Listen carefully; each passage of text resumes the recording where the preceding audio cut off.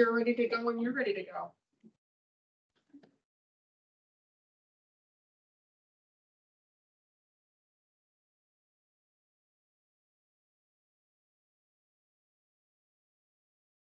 You want me to call him? Okay. Oh, yeah, I thought you were. All right. Yeah, I was like, I thought I was. Yes, I got you. All right. Good evening, everybody. I'd like to call to order to the welcome the May 22nd, 2024 strategic plan update task force meeting to order at 6:05. Tonight we have some task force members, 10 regular ones. Actually, we're doing 9 regular ones right now and 3 alternates. So at this point, we would like to ask Adams to step up for Scott. Nice. And then For Kelly. Or for Kelly, sorry. And then Councilmember Victoria Hunt will be now it'll be Miss Councilmember Walsh stepping in her spot tonight for the alternate. So thank you for that. Again, we are looking at what do we have? Let's see. Public comments. Is there any public comments tonight? We had 2 written public comments submitted ahead of tonight's meeting. I will read them for the group to consider and let you know who they're from. Actually include the minutes. Oh, okay. So would anybody like to make a motion for the approval of the last meeting minutes? So moved. Second. Second. So they've been approved. Minutes have been approved. Any discussion about the last meeting minutes? Seems like the meeting minutes have been passed. At this point, no discussion. So now moving on to public comments. Great. We had 2 public comments submitted. I'll read them in the order that they came in, and we'll have them. I have them printed for consideration if anyone wants to physically look at the words later in the meeting. So the first bit of public comment is from Connie Marsh. Connie wanted to share the following. I'm concerned that the story presented in some of these summaries is not very accurate. 1, climate action is not just mitigation. 2, the survey was unclear as to what the response on affordability of housing meant. At council retreat, there was a request to ferret out what the response inferred. I never saw that for further info, but I see that some assumptions have been made. Please provide a basis for these assumptions. 3, the term neighborhood character is not necessarily exclusionary of any particular people. This term does need to be defined, but the idea of establishing different identities, urban, quiet, heavily forested, small lot, large lot, mixed use, head-oriented, historic, is not necessary to create a varied community fabric. And number 4, the transportation survey responses as presented feel misrepresented. Thanks, Connie Marsh.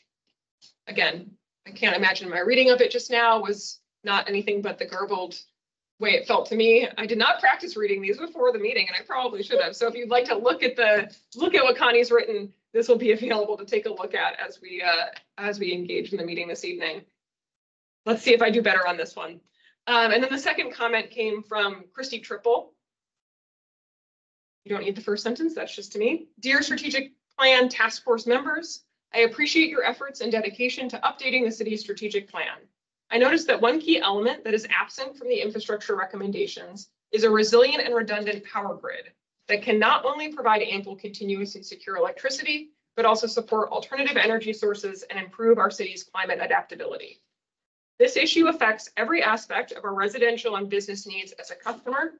It should be a high priority to collaborate with Puget Sound Energy to upgrade the power grid infrastructure into a strong and flexible system that can resist and recover from disruption.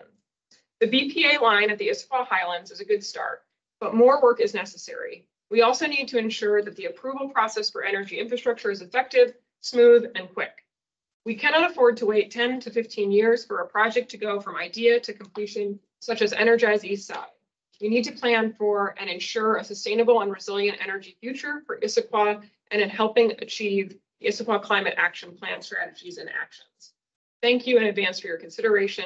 All the best. Christy Triple on behalf of Rowley Properties. Great. So those are the 2 public comments that were submitted ahead of tonight's meeting. So do we have anybody online or we do not. So the next agenda items are opening tonight's question. Oh, I actually have one gauge. So again, our guiding factors of our meeting. So Again, leading to discomfort, take space to share space, be open, authentic, and honest, be curious, recognize that everyone has their own identity, histories, and perspectives, center BIPOC experiences, confidentiality, and then equality of voices. And again, if you have any comments or questions, just raise up your card or your name card so we know who to call on. So we can take one. And now tonight's leading question, and we'll keep it to 30 seconds. If you were invisible for a day, what would you do? Who would you like? We'll start with Katie first. Oh, poor Katie. Boy. I'm gonna sit over here. I will say that I'm a little bit distracted because my daycare shut down unexpectedly because they decided to do a remodel and didn't get proper city permitting to do it. So they gave us 0 notice and we are now without daycare indefinitely. So what I would do is if I were I'm gonna get caught, I would go in and fix their daycare. Or maybe the permitting. Just push through all of the permitting. So anyone with the city who has any way to make the permitting go faster. Please God. I do not have the temperament or the time to be a stay-at-home mother, but my job has more flexibility than my husband's does. So that's what I'll be doing. Oh. So I'm taking a bit of a leave. An unexpected leave of that. So, yeah. Invisible. That also I would hide from my kids for a little bit. They told me at 4 p.m. Yesterday that today we would not have daycare indefinitely for the future. I had already picked them up. Yeah. So yeah, I bet all of your days are feeling a lot better about now. Well, it wasn't until you said hide from your kids, because that was going to be my thing. Yeah, I was going to play some pranks on my kids. Yeah. I think I would sit in, I don't know, maybe a mall, some shopping area, and just people watch. I find it fascinating. But you only do it for like drinking a cup of coffee. If you like sit in a courtyard more than the time it takes to drink a cup of coffee, just watching people, so to feel very self-conscious, right? But if I was invisible, I would just watch everybody and just watch all the stuff that happens in that space. The people that come in, people that go out. Do that just for a day, and just sort of watch all the stories that are going on. And I would not feel self-conscious. So that's what the advantage. So this is one of the things that's been helpful about this particular group for me is I struggle with perfectionism. It's a big thing for me. And I have to remember that the enemy of good is perfection. If I was invisible, I would probably go back and tamper with some of my things to make mistakes disappear and make me look a little bit more perfect, even though I know it's something I need to work on. But I hate making mistakes. I hate making mistakes in front of people more. So yes, I would become the invisible man and go fix some of my prior screw ups. I'll probably do something dumb like look at a mirror and not see me and get excited.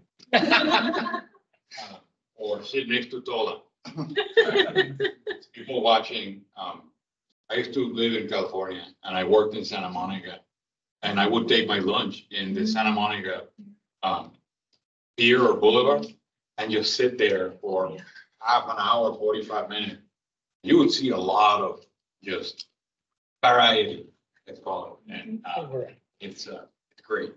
Stand in Times Square, you are. Pretty much. That is also true. Yeah. Yeah, I guess my thought was like, what is if you're invisible, does that mean that like your clothes and things attached to you are invisible? Yeah, You know, sure. like, it would be funny if it's just like going for a bike ride, you know, somewhere busy, like on the brick going up, he's like smashing, like, whoa, why is that bike moving by itself? So I feel like that would be kind of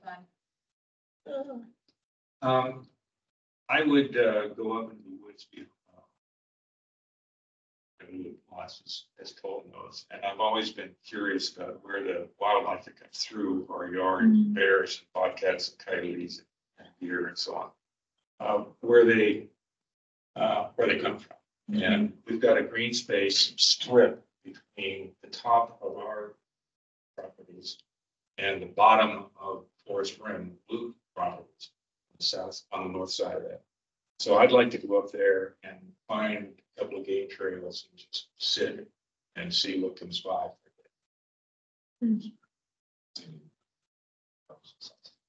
I think I'd like to sit in at like the White House Situation Room or something like that. And just see what goes on in terms of like the daily intelligence report.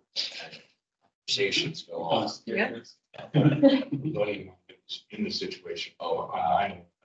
And his order was to go off the death list, which is everybody who's. Oh, so you didn't want to be in the situation. Invisible.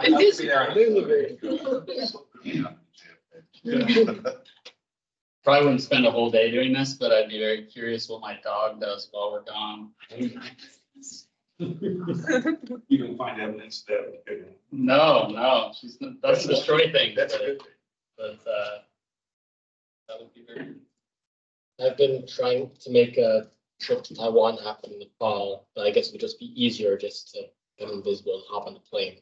Oh. Right away. Do that right now. That is a good idea.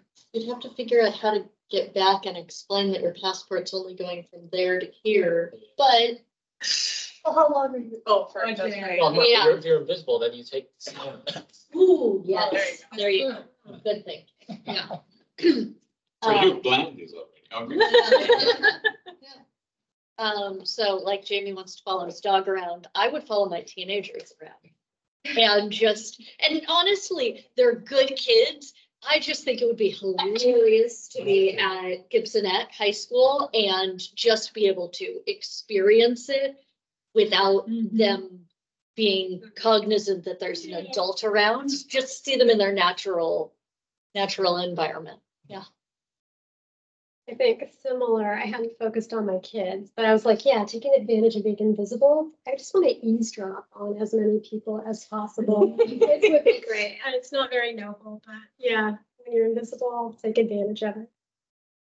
Well, I was gonna say follow my kids as well, but I'm gonna go ahead and switch it up and say I would go then to my wife's work and actually see what she goes through every day on a day-to-day basis, because I haven't been at her new job. So just to kind of be invisible and see what she does, because I hear about it, but then the difference of is it really happening, or is she really putting too much pressure on herself, or is it really that chaotic? So I would like to go see what she does on a day-to-day basis. Oh, I love that. Yeah. Goodness. I'm not gonna change mine. Mine was also my dog. I'm convinced he does not move. I'm convinced when he is in the same spot all day, he sinks a little further into the couch by the time I get home, but I'd love to know. Does he move? Does he do anything? Yeah. Can they smell you though? That I know. It scares you, right? Dogs. Maybe my house smells enough like me already. I don't know. Who knows what's going on with those noses? Well, now that we know a little bit more about what we would do, we better watch out if we're. All right, so we have a short message from Mayor Pauly We do. that Dale's going to play for us. I am, yeah. So tonight's agenda, I'll just run through it quickly before we experiment with the audio visual equipment in here again. This evening, we're going to spend the majority of our time as a full group engaging in feedback. The feedback is going to be quick and it's going to be timed, which is why I invited you to provide insights and thoughts ahead of time on the documents, and thank you. As I opened the documents, I realized no one can know who actually wrote what in here because it just showed up as guest user, but the feedback is captured and I have paper printouts for all of you. So as we're going through that process, you can have that to take notes and also have it when we break back out into our breakout groups. But we'll spend the majority of time in peer feedback. Then we'll break back out into our goal groups and make meaning of that feedback and consider what are the questions that you want to provide the administration as they take your drafts from tonight and come back at the end of June with a response and some answers to those questions. And then Priti is gonna guide us through our last 30 minutes, which is gonna be focused on basically answering the question, what else? You know, what else do we want to make sure the administration knows about the priorities that you all feel should be focused on coming out of this time? And that is roughly our time together tonight. Any questions before I turn it over to virtual Mayor Pauly? Okay. I'm going to try to do something that I don't know if it's going to work, but I'm going to try, which is to present this video and try to get it to play in a way that makes sense.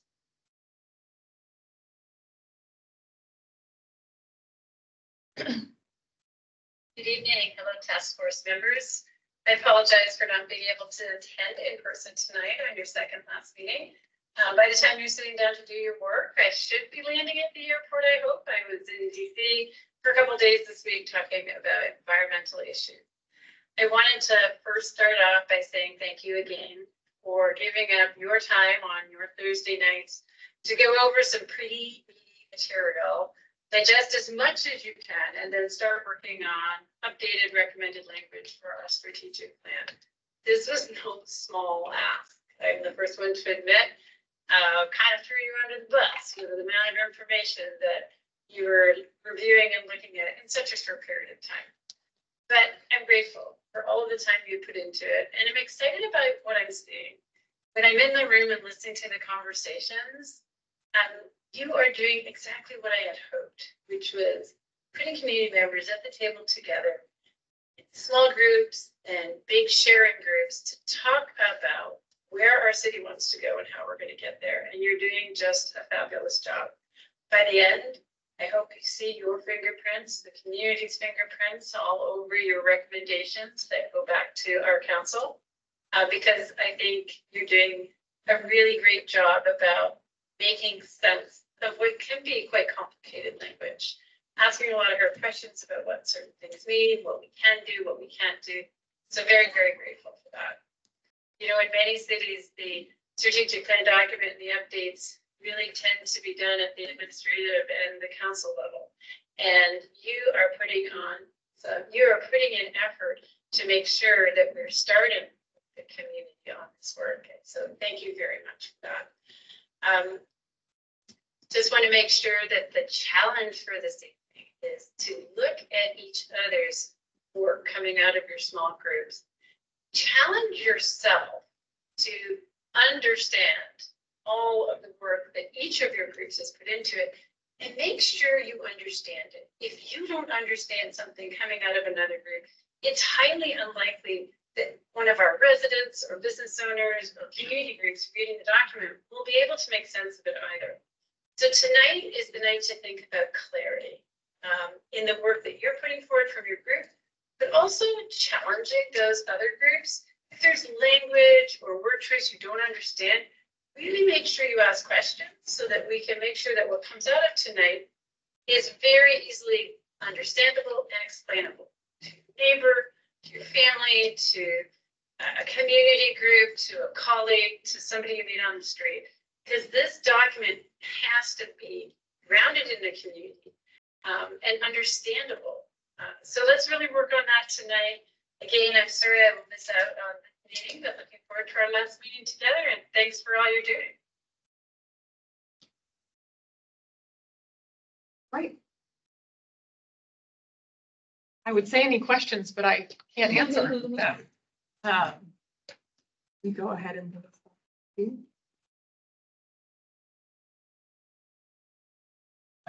yeah. This maybe this would be in the last section that we have, but that second public comment triggered something. And that is the notifications that have come out of Washington in the last 2 days about infrastructure in small towns being targeted. And I don't know where that would fit in, but I know it's being done. It's not theoretical, it's being done. And I don't know what the appropriate, because I have no idea what the city is doing to protect its infrastructure against hackers and Ukraine, Russia, whatever. Yep. Or here for that. Yep. Great question. We're gonna, when we get into the feedback time, that is, so that Randy just modeled a perfect example of, for our feedback tonight, those are the kind of things to, you know, put out there. It might fall into multiple buckets. Yep. Great. Also a reminder of what we're up to tonight. You've seen these slides multiple times, but your purpose, the objective of this group is to provide the council and administration with recommendations about a revision and update to the strategic plan's objectives and actions, and to make a recommendation about further engagement around this update. We have reached the 5th of the original 5 meetings. Tonight we are finalizing recommendations, and the revised schedule looks like this, which is we've added our, which I should say meeting 6, not meeting 5 underneath this one. City staff members who were here during meeting 2 are coming back for meeting 6, and we'll have a response to the questions like that, the ones that are appropriate to talk about publicly that you generate this evening. Like we may not want to talk about our cybersecurity plan for just that reason, but and then July 16th is the confirmed date of the report out to our city council. So tonight, providing each other feedback, getting back with your group to implement feedback and consider questions for staff, and to determine additional guiding principles and consideration for the administration as they look at the recommendations, the draft recommendations coming out of this evening. Our next and truly last meeting, I swear, Wednesday, June 26th will be here in this room. We will hear the administration's response to the questions that you have, refine the recommendations with support of staff members, and prepare materials for the council presentation on July 16th. I know that not everyone can be at the council presentation on the 16th, but if you can be at the 26th, it'll give you an opportunity to make sure that those materials, that you've gotten a chance to have your fingerprints on those as well. And then Tuesday, July 16th will be the evening to share recommendations to the council, as well as answer council questions, and not included on there, break a little bread with Mayor Pauly afterwards in celebration and gratitude for the incredible amount of time, effort, insight that you've been able to provide during this process.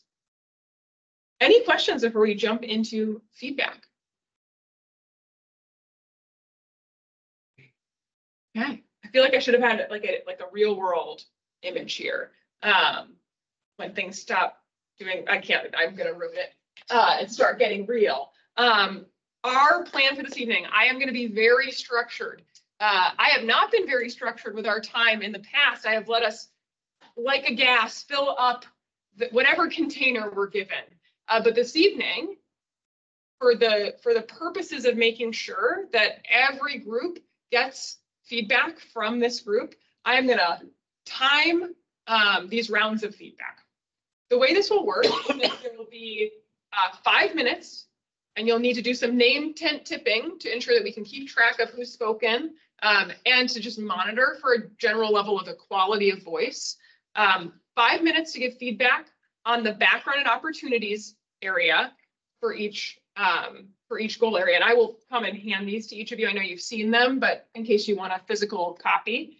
And then 8 minutes for feedback on the objectives and actions, and then 2 minutes for flex transition time. We're going to just pretend that 2 minutes doesn't exist because I know that you will fill it up, but we will need it most likely to move from one to the other. Question for feedback for this, but also for a larger question about the strategic plan. We've noticed that there's quite a bit of overlap between the different areas. So, and this may be a question for the council members, does it help to have overlap in each of them while still being cognizant that they should not be conflicting?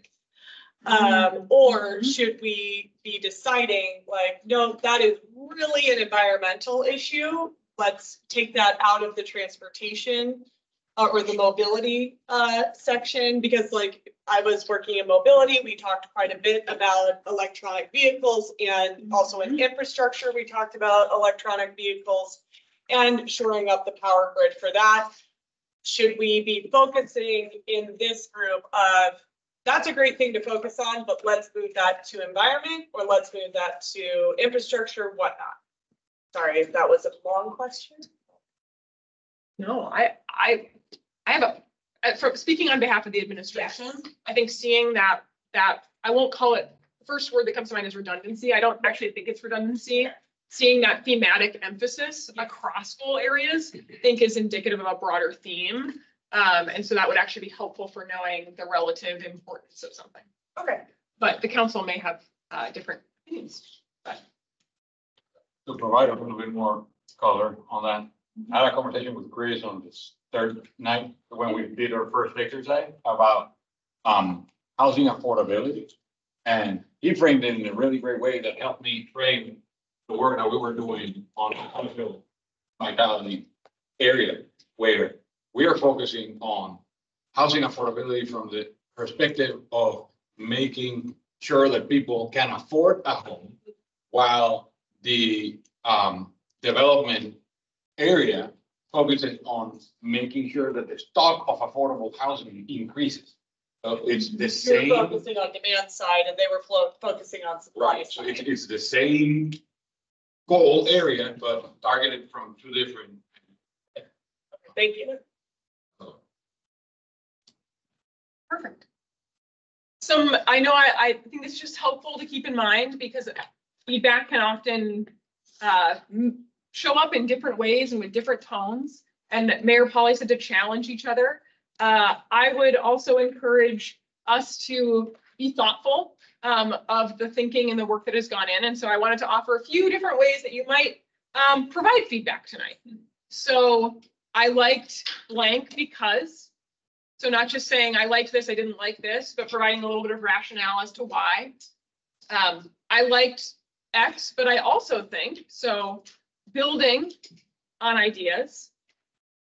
Could you tell me more about, again, these are very basic. You're all probably rolling your eyes internally, if not externally at me, but you'd be surprised at how quickly we can forget how far a little bit of kindness goes and how we provide our feedback. Could you tell me more about, so using a level of curiosity? One thing I think might need to be modified is, so rather than you should change X,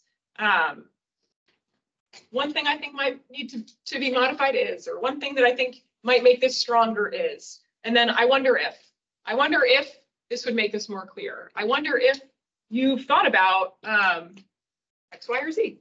So just some general guidance on how to, I don't know, bolster each other through what is going to feel like a fast, but could feel like a little bit of a tough process. You've been working in your separate groups for the last 3 meetings, and this is our first time together around the U. One more note before we start. And Council President. I was just gonna ask, what order are we gonna do this in? Yeah, it is not the order that it is in there. It is the order that it is in the packet. So we're gonna start with city leadership and services. We're gonna go to, we're not gonna do one like whole group. I wanted to give groups a chance to breathe. So we're gonna do city, if you wanna put them in order, city leadership and services, followed by mobility, followed by environmental stewardship. Yeah, they're really out of order. Again, was 5:15 and I was like, I bet you more people want this printed out. And I also need to get there because the gate is locked and I hope no one shows up before I show up. Followed by social and economic vitality, infrastructure, and growth and development. 2 minutes of flex between should give you some time to get what you need back on top. But that was way faster to have us do it than to have. That's true. Yeah, that's true. It was not a high value use of my time, but it did get done. And I appreciate that we just did that all together right now. So a few other things to think about. This is actually a slide we did not get to in our last meeting, and I wanted to bring it back because I think it's still important to be thinking about it as we go into this feedback process. We talked a bit about the guiding principles that are within the strategic plan. One of which, and some of which have sort of small operationalized plans that the city uses, and some of which don't.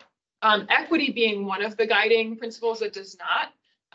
Sustainability being one that does, but one that often really sits within one goal area.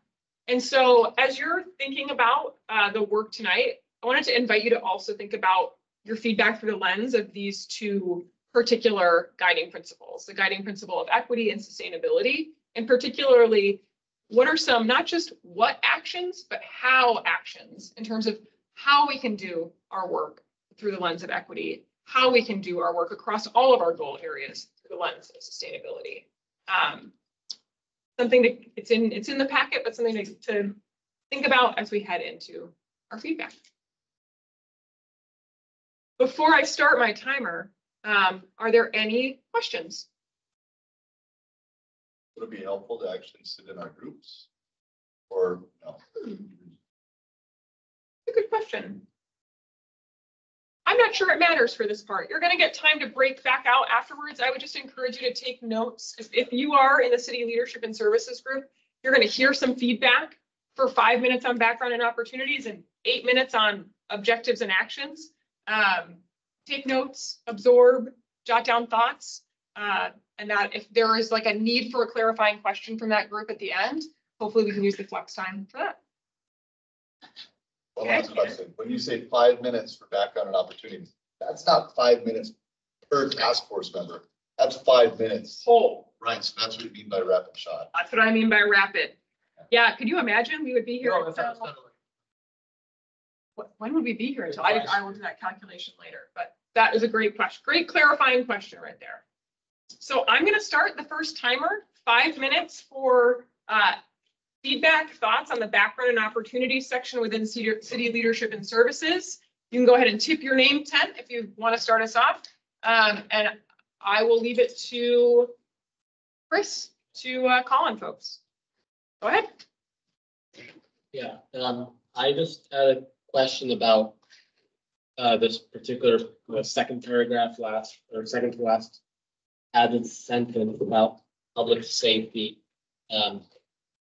Did this 2023 community survey also address like the holistic public safety measures? So not police directly, but non-police measures in terms of behavioral health and all of that. I think would be useful to add that understanding of public safety and specifically address that here as well. Just to make sure that that's.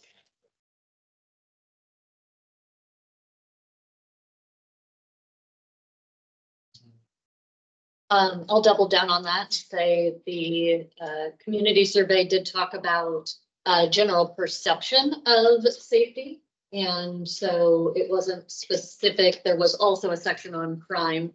But I think I agree with the concept that it would be nice in this sentence to talk about the multivariate areas of public safety that increase, livability, et cetera.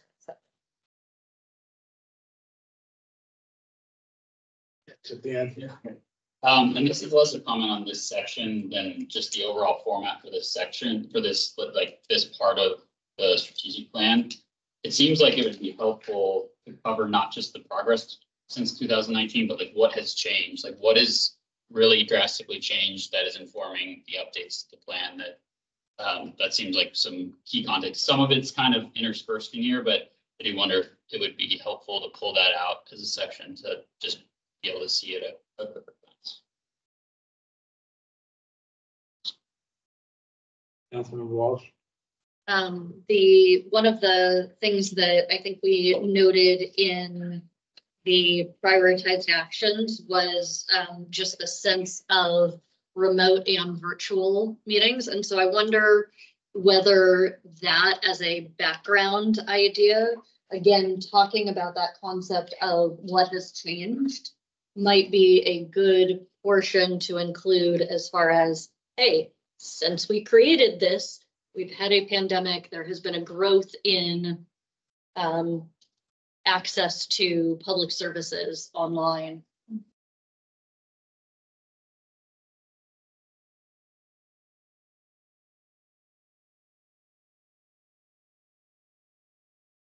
Any other thoughts on the background and opportunities? Otherwise, I will reassign those minutes to the prioritized actions and objectives. Okay, we will, action, objectives and actions.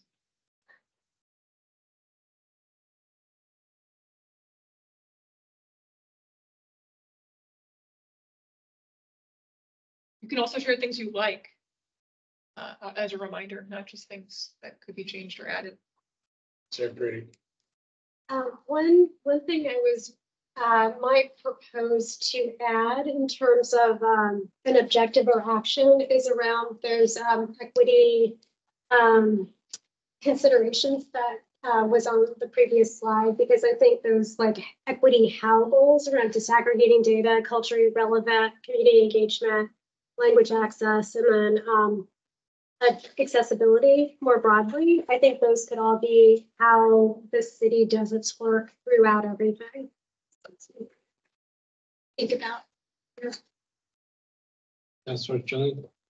Yeah, I do appreciate equity being interwoven through this. And then in particular, I think, particularly for this third objective, all boards and commissions are trained in equity and cultural competency. I think it would also be useful to, much like what HAB is doing right now, we're trying to make sure that our equity training in the fall is going to be focused on transportation, what it means to be equitable in transportation policy. And so I think that would be pretty useful to have more focused training about what equity means in a particular context. And that really would be helpful. Yeah. So 2 comments. First of all, the last item here, public safety. I think, I guess like I would like to see more of a focus, or and it is kind of in here, but maybe like more of an emphasis on the non-police behavioral health support. I know there's like the mention of mental health, substance use disorder supports, but maybe kind of emphasizing that in the proposed measurements as well. One other, to the point about training, I would also like to see some objectives go beyond just training, boards in equity, because I think that's kind of, it's like in our hearts and minds, we all are aware of equity, but then what is the actual impact of the community? And I think figuring out, I mean, maybe in the next 5 years, at this stage, we can't say like, oh yes, the result will be this, but it could at least be like every city plan has some plan for achieving, like define what an equitable outcome would be, and then, has some like steps to get there. Mm.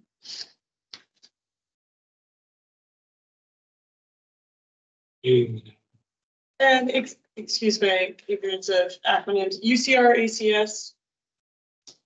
Uniform crime rate, and ACS is the I think American Community Survey. Census puts that out. The UCR is an FBI data source. Okay, so on the efficient, effective, and equitable service, it seems like the direct measurement here, perhaps direct is a bit of a stretch, but the community satisfaction tends to be how we get feedback on that. I wonder if there's a more direct way that we can measure that feedback, such as not measure the feedback, measure the effectiveness, such as benchmarking. How long does it take to complete permitting processes? How long does it take to complete various actions that are community engagement with government? And then compare that against other municipalities that are maybe doing a good job on a national basis, other cities. So as a proposed measurement, add something that's a little bit more forward-looking, a little bit more immediate feedback than community satisfaction. And I don't know who was first out of you two down there. I just saw Julia was. Julian. Okay. Okay. I had 2 comments. One, one of the first comments that actually is kind of hidden unless you're looking at the Word document, I made about climate change and how that's going to impact services, like the need for services. I don't know if this, I kind of do feel like this city services are things that are going to be basically the response to increased weather and other impacts of climate change. I do think potentially should be addressed in here, and I think that's not in the upper section. It's also not in here. And I do think there's a lot of equity concerns that can be brought up by that. I think the other thing, I just wanted to +1 on a comment. Can we include a measurement that covers the cost of interacting with the government? And one of the things that I think is really critical, especially as we look at housing, is length of permitting times. And so I do think that's something that's one of the few things the city can directly impact the costs of developing here. And so I do think that would be an area that we should be looking at as an opportunity. On the discussion about public safety, I think in terms of proposed measurements, UCR and ACS, the number of non-emergency touch points, I think those are pretty limited measurements. I think we can go a lot further in terms of measuring recidivism. We can measure non-carceral outcomes. And so I think that's something that makes much more holistic. Now we're going to be measuring actually this holistic measure of public safety, not just, locking everyone up. We try to make sure that everyone will not go back to jail. And so I think that those measurements, there have to be a couple added to that incorporate that vision, and then also into the objective as well. Really making sure that we're incorporating more of that holistic vision for public safety that doesn't mean just police. Council President Walsh. Yeah. So Jamie's comment about the climate effects of climate change and the emergency situations brought up for me the concept of where does emergency management go in this? Because when I was looking through the environmental stewardship, there is one section there that talks about improved community preparedness and awareness of climate risks and all of that. But I wonder whether that emergency management belongs in city leadership and services, and whether there should be an objective there and kind of all of that filled out. So I think that's a big, hairy, audacious change potentially to this. So I'd love to hear from others on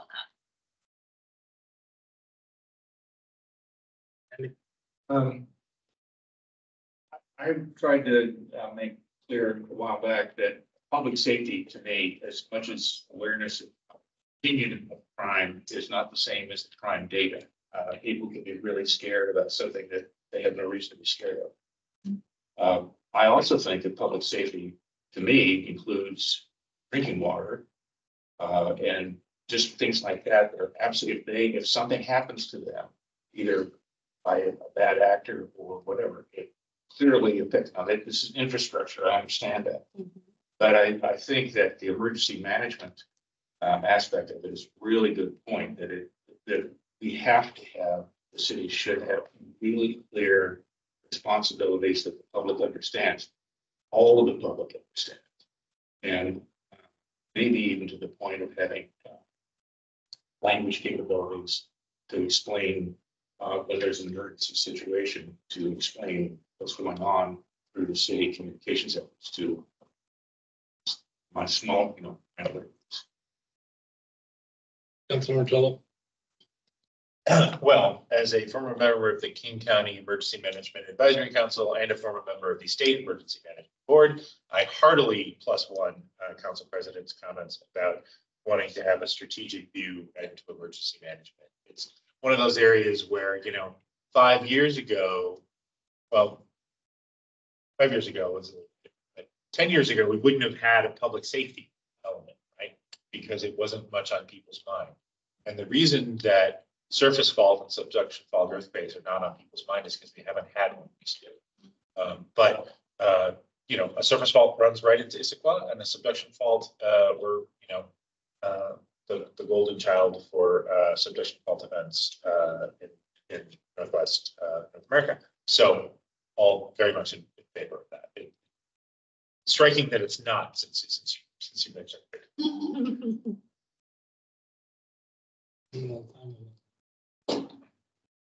33 seconds. 3 seconds. Dave. So under civic engagement, I thought just one thing that might possibly be beneficial to add is because we're talking a lot about equity, public safety. but also city-sponsored events. So think of like concerts in the grass, things like that. Where I've been to some where the city will actually set up booths to help register or get to know people in the community. It'd be interesting to see if the city actually tracks or keeps track of any of that. I went to one event up in the Highlands at the roundabout, I think maybe 2 years ago. And again, they had barbecue stands and things like that. So it'd be interesting to see the city just opened up that landscape. I believe right by Viña Bella, but it's not quite complete. But also just seeing positive things like that, which would engage the city residents more often. Excellent. Moving on to mobility. We have 5 minutes on the clock for background and opportunities. Assuming the comments made earlier generally about the format, we'll hold those true throughout unless you have different opinions. On the opportunity side, I think the way this is phrased is a little bit sort of subservient to growth. And I think there needs to be a little bit more parity there. So mobility also needs to drive growth, just like growth needs to drive infrastructure for mobility.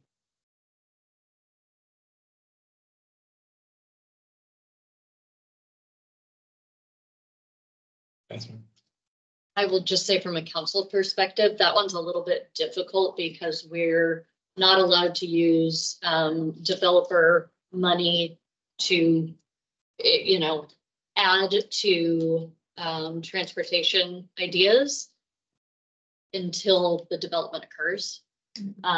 So it might just be a little bit difficult to implement with that idea in mind.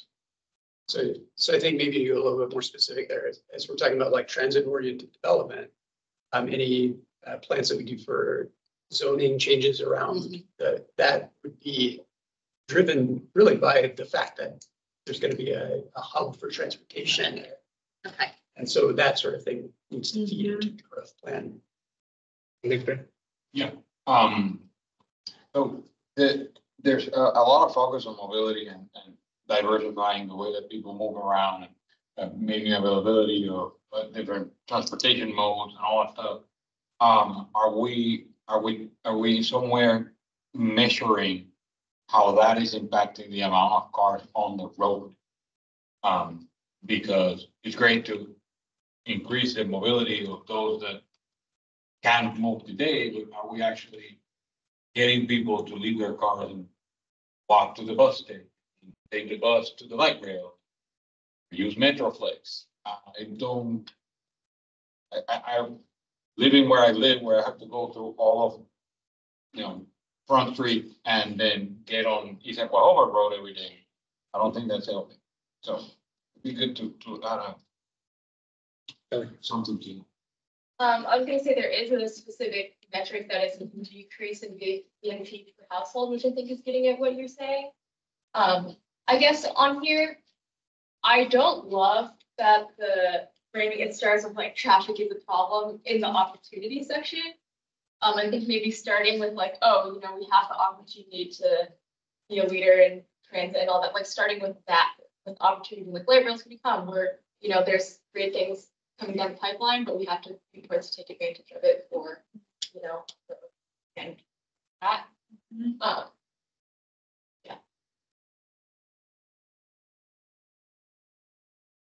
That's it then. Oh, sorry. One of the things, and I don't know if it's kind of said by being unsaid, that like you can't really improve congestion locally. I don't know if it's worth saying that more explicitly. Because I guess if I was a member of the community, I would wonder why I read this and it says traffic's a problem, but then it doesn't really propose a lot of solutions against that. So I do wonder if that's something that is a loose end to tie up. The other thing, and this is sort of related to what Randy was saying earlier, like we talk a lot about the facilities, the ways that people can, or the different options that people have for getting around. I do think something that's not mentioned here that I could see was the awareness of what's already there and how we're helping people take advantage of the existing infrastructure. So we already have great bike infrastructure. It's not perfect, but it's great. So how how are we, I'm just surprised that that's like education and wayfinding and all sorts. The ways that we might help people take advantage of what's already there isn't mentioned at this level. Great. So I think JB made the comment about what has changed. And so I was trying to think about with mobility. I feel like a couple of notable changes to include here could be, I think, like Metro and Sound Transit routes may have, the service levels may have gone down in the last few years. And then I'm thinking about that new on-demand transportation program. Yep. So those might be notable to add.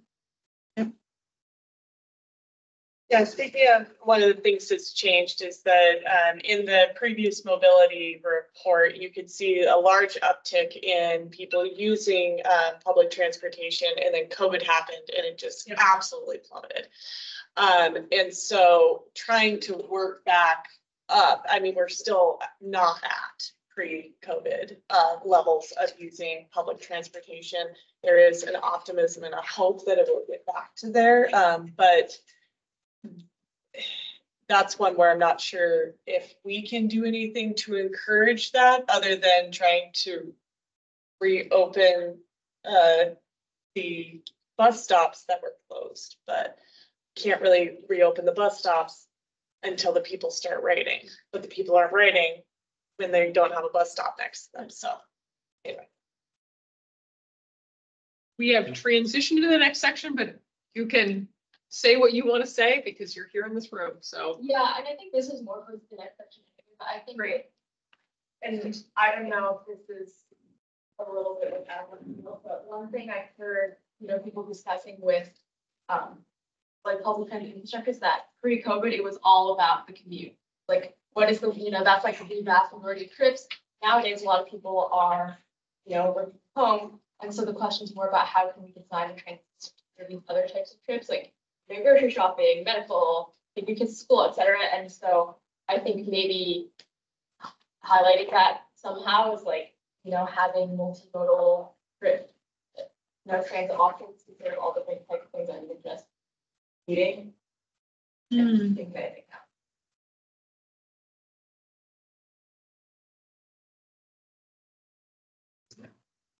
I think this is one area where there are a lot of really good potential actions that we could add in that are very specific to the objectives. So I would like the group to do two things. One is look at the master mobility plan and see if there are anything specific in there.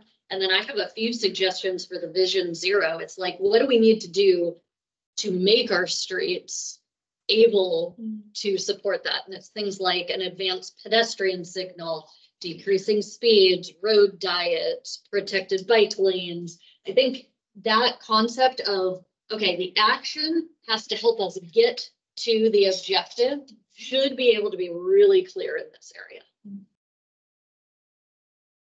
Amy. I had two things. One about the not just commutes, but alternatively alternate things. One thing that I've noticed is that we no longer have a grocery store in downtown Issaquah. A lot of people in downtown Issaquah are typically foot traffic, and now they need to either take a bus, drive, whatever, out to Gilman or up to the Highlands. So, and I do think that would help some traffic is to get a grocery store in downtown Issaquah. Is that part of the mobility plan? I don't know, but it would be something somewhere in one of these plans.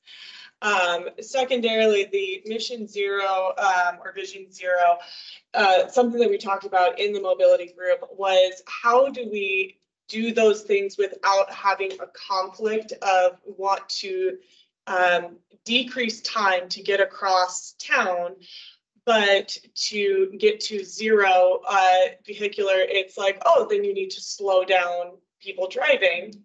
Those two things can be directly in conflict, such as adding road furniture. Yeah, road furniture does increase safety, also slows down traffic. So we wanted to make sure that we are not providing council a conflict strategy. So just something to think of. Adam? Yeah, so I think one of the challenges that we have with this, with mobility in general, is that there's this conflict between do we take a reactionary approach, which is we've got all these businesses and people and places that people want to go. Why do we have traffic and how do we address that traffic? An alternative approach would be we're looking to build a transportation system that is going to scale to a certain amount of activity. If you take more of the proactive approach, that could be addressed in both the opportunity statement as well as in this first goal. I think this first proposed objective, which is really to say we want to be able to build a system that is going to scale to a specific amount to address maybe 5-year, the 20-year growth, 50-year growth, whatever timelines are necessary to allow sufficient planning for modifying the transportation network we have now, as well as building new components of it. Jeff Pretty. So just a couple of suggestions here. One along the proposed measurement column. I don't know if it's planned, but I would suggest disaggregating these types of metrics by race, place, folks who may have disabilities, just to understand if there's a differential experience by either geography or demographic. And then I'm thinking about this, the first objective around prioritizing the movement through multimodal transportation. If there's a possible action around some sort of like non-rider survey or focus groups to really understand for folks who don't use transportation, what are those barriers? I know communication and education could be something, but if there's anything more other things that emerge that could be needed to proposed actions. Jamie?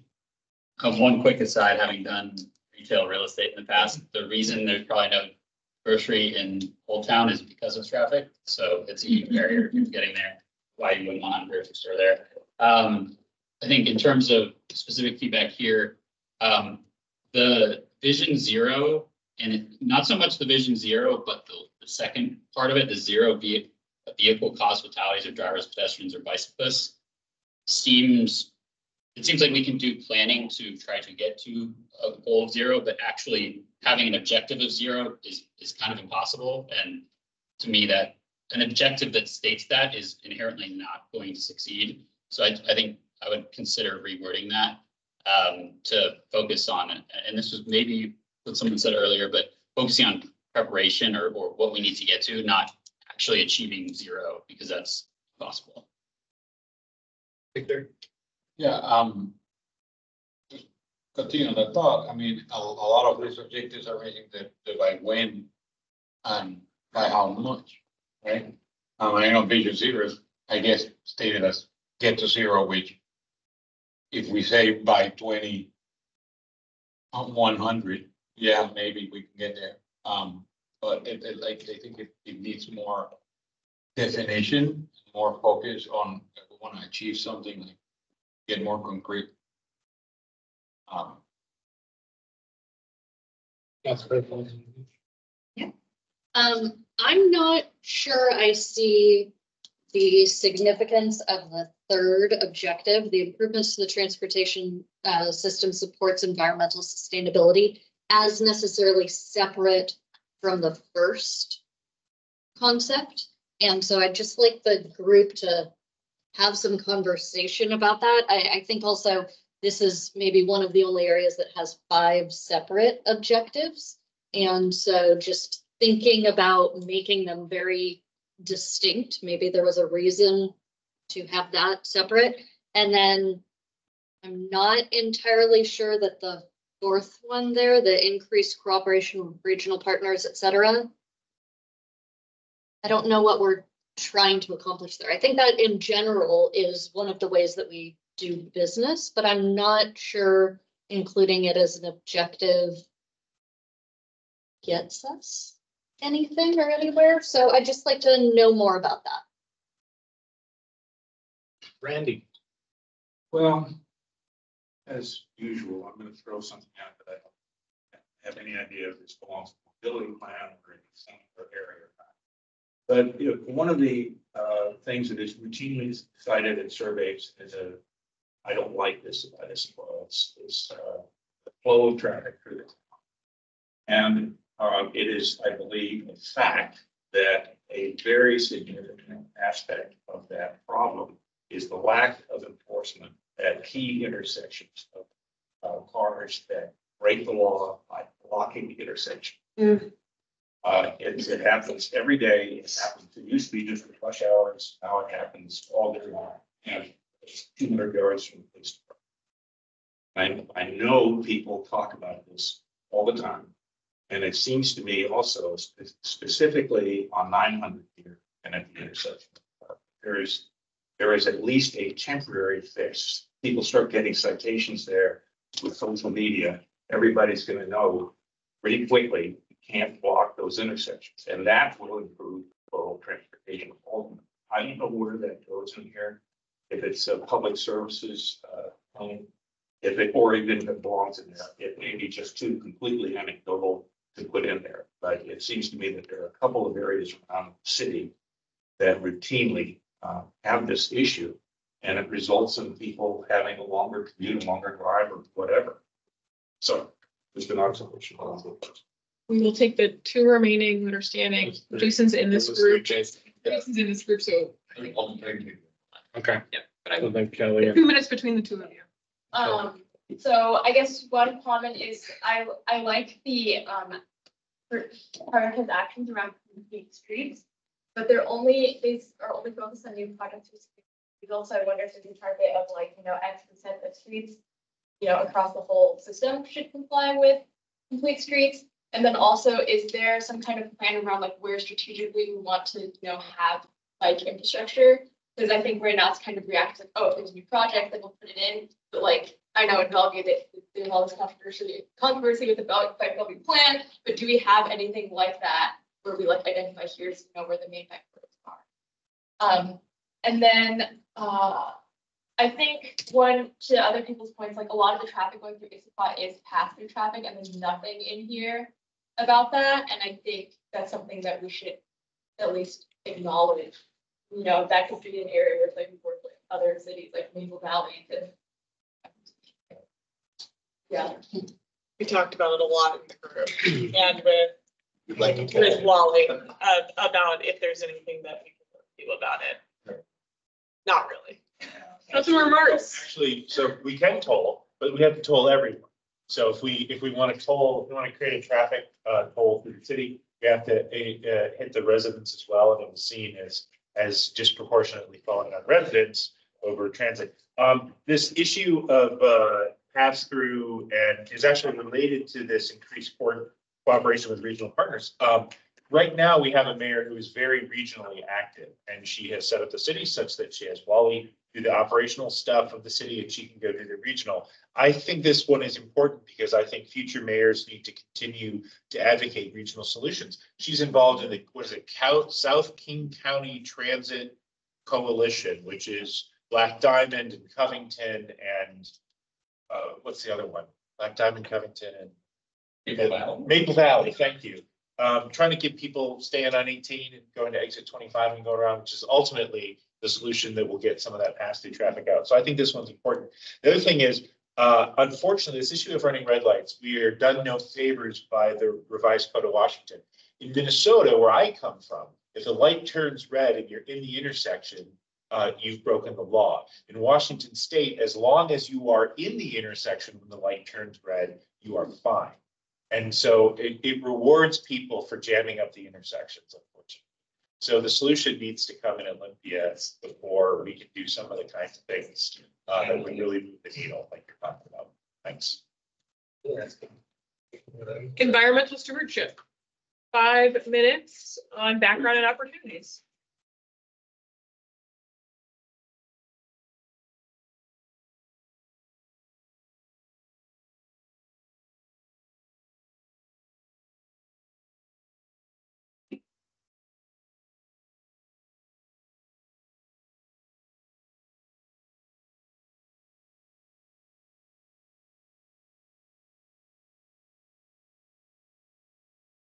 Seeing nothing, we will put that time to the objectives and actions.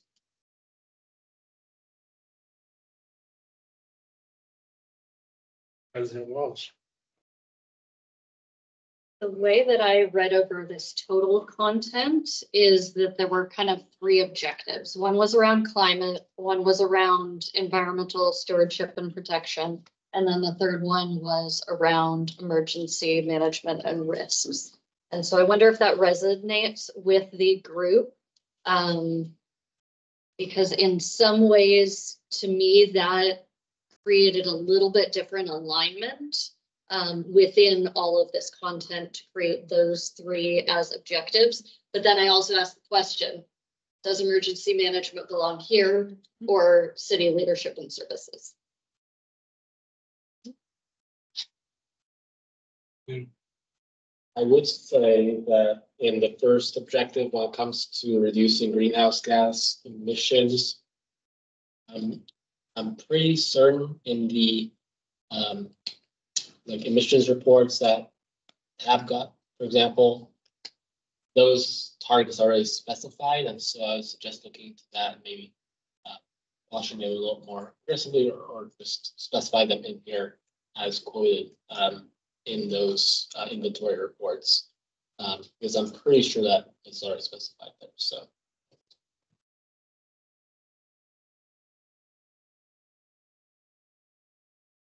Council President.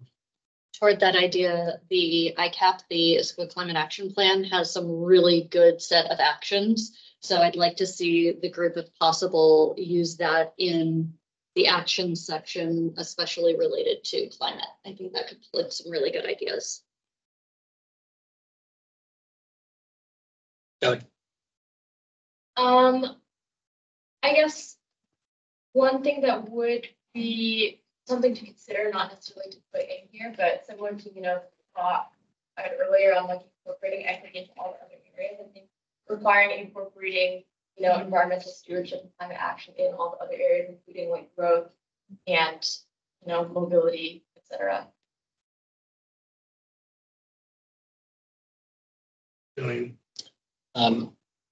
Another thing that stuck out to me was establish green space requirements for new multifamily units. I think the code already has those, and I would argue that strengthening them would actually be a little bit of a controversial thing, because then that increases the cost for multifamily development, and multifamily development by its nature is better for the environment than sprawling stuff. So we should be encouraging multifamily development. So that's already been established in the code. So that's just, Pretty. Okay, rock, paper, scissors. Go ahead, Adam. So this is one of the areas where the city is not really empowered, and arguably should not be empowered to solve the problem on its own. And so as part of this, we broke up the objectives into things that the city does on its own and things that the city really leads other people to do, which I think is really the second objective here. And so I like that. And I think there are a couple other places where we can use that sort of organization. But thinking deeper at this, there's a lot that I think the city can do to further empower people to have the right information, have the right knowledge available when they're making decisions that impact really the core strategic goals that we're putting in place, reduction of greenhouse gas. So in particular, things like better visibility on electric and gas metering and water usage, things like that. A lot of these things like done from a long-term perspective, but not done from a short-term perspective. Probably we could extend this and add more measurements and more specific objectives to help empower people to make the right decisions. I think I was thinking very much along the lines of what Adam was just saying, where I see the second objective around implement plans to foster community action. I don't have a clear sense of what that means. Like, well, I'm almost thinking like a communications campaign or something to really, like Adam was saying, empower, like if I knew what I needed to do, I'd be more likely to do it. But right now I just don't know what are some specific actions as like a resident I could just trying to maybe drive it down to a more actionable place. Randy? Yeah, I just had action to implement in the proposed prioritized actions. I think we have to be very, very careful about using the word compel when it comes to compel landowners to increase tree canopy. And I think we should say something along the lines of encourage, incentivize, but I don't think government has a real good chance of success when they use the word compel. That's a different legal meeting than that's a colloquial meeting. That That should be out. Jason? I'll just second what Randy said. I actually highlighted that word earlier today. So again, it seems that somebody else caught that, because obviously you guys have some different language just from what Dale brought us this evening. And then the other thing too is just going on language one more time. On the third proposed objective, quantify physical climate risk to residents. I don't know if that's how you get people involved in education, by scaring the daylights out of them. I think there's probably a better way to educate people than showing them risks, you know, like their house burning down. So that would be something I'd look at just as maybe rewording. So just a couple of language things. Jamie? One thing just on the greenhouse gas emissions, one thing that I am really focused on for the upcoming ICAP, and I think is totally missing from our current ICAP, is goals related to emissions that are actually controllable within the city. So there's a lot of state and federal actions that will have impacts. And we can't, right now, we don't have any way to understand what as a city we need to do to hit overall targets, or what kind of our goals are. And so I think that's a problem that we need to address. And that's partially within the proposed measurement. I think that's within how we frame up an ICAP update. So that's just something that I think is just not currently in the plan that really is important to actually make the plan actionable, to know how we're doing.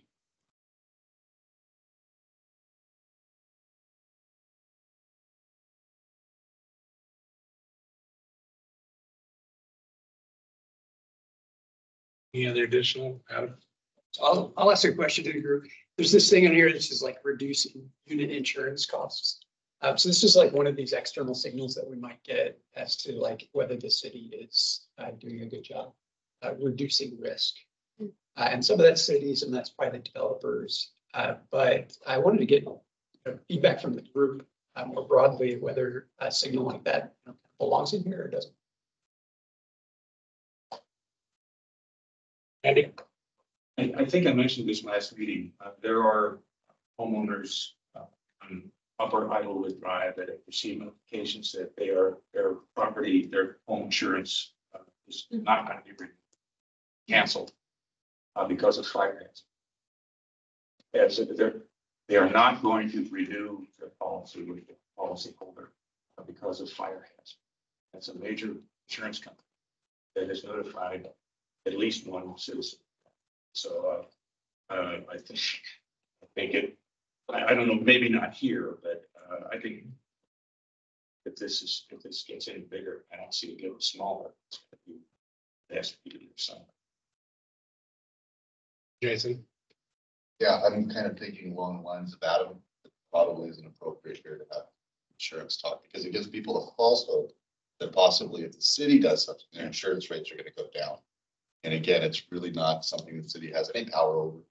So again, it seems misplaced here. Something you can maybe do in education, but again, I don't know if it belongs in strategic. So, Kelly? Yeah, I was just gonna say the same thing, like, just realistically, I don't think, costs will go down to like preventing, the loss of policies, right? But also I think that's kind of like out of the control of the city. I think it's something that like, we can acknowledge as a concern, maybe like the exposition, but I think like that's, I'm worried about that.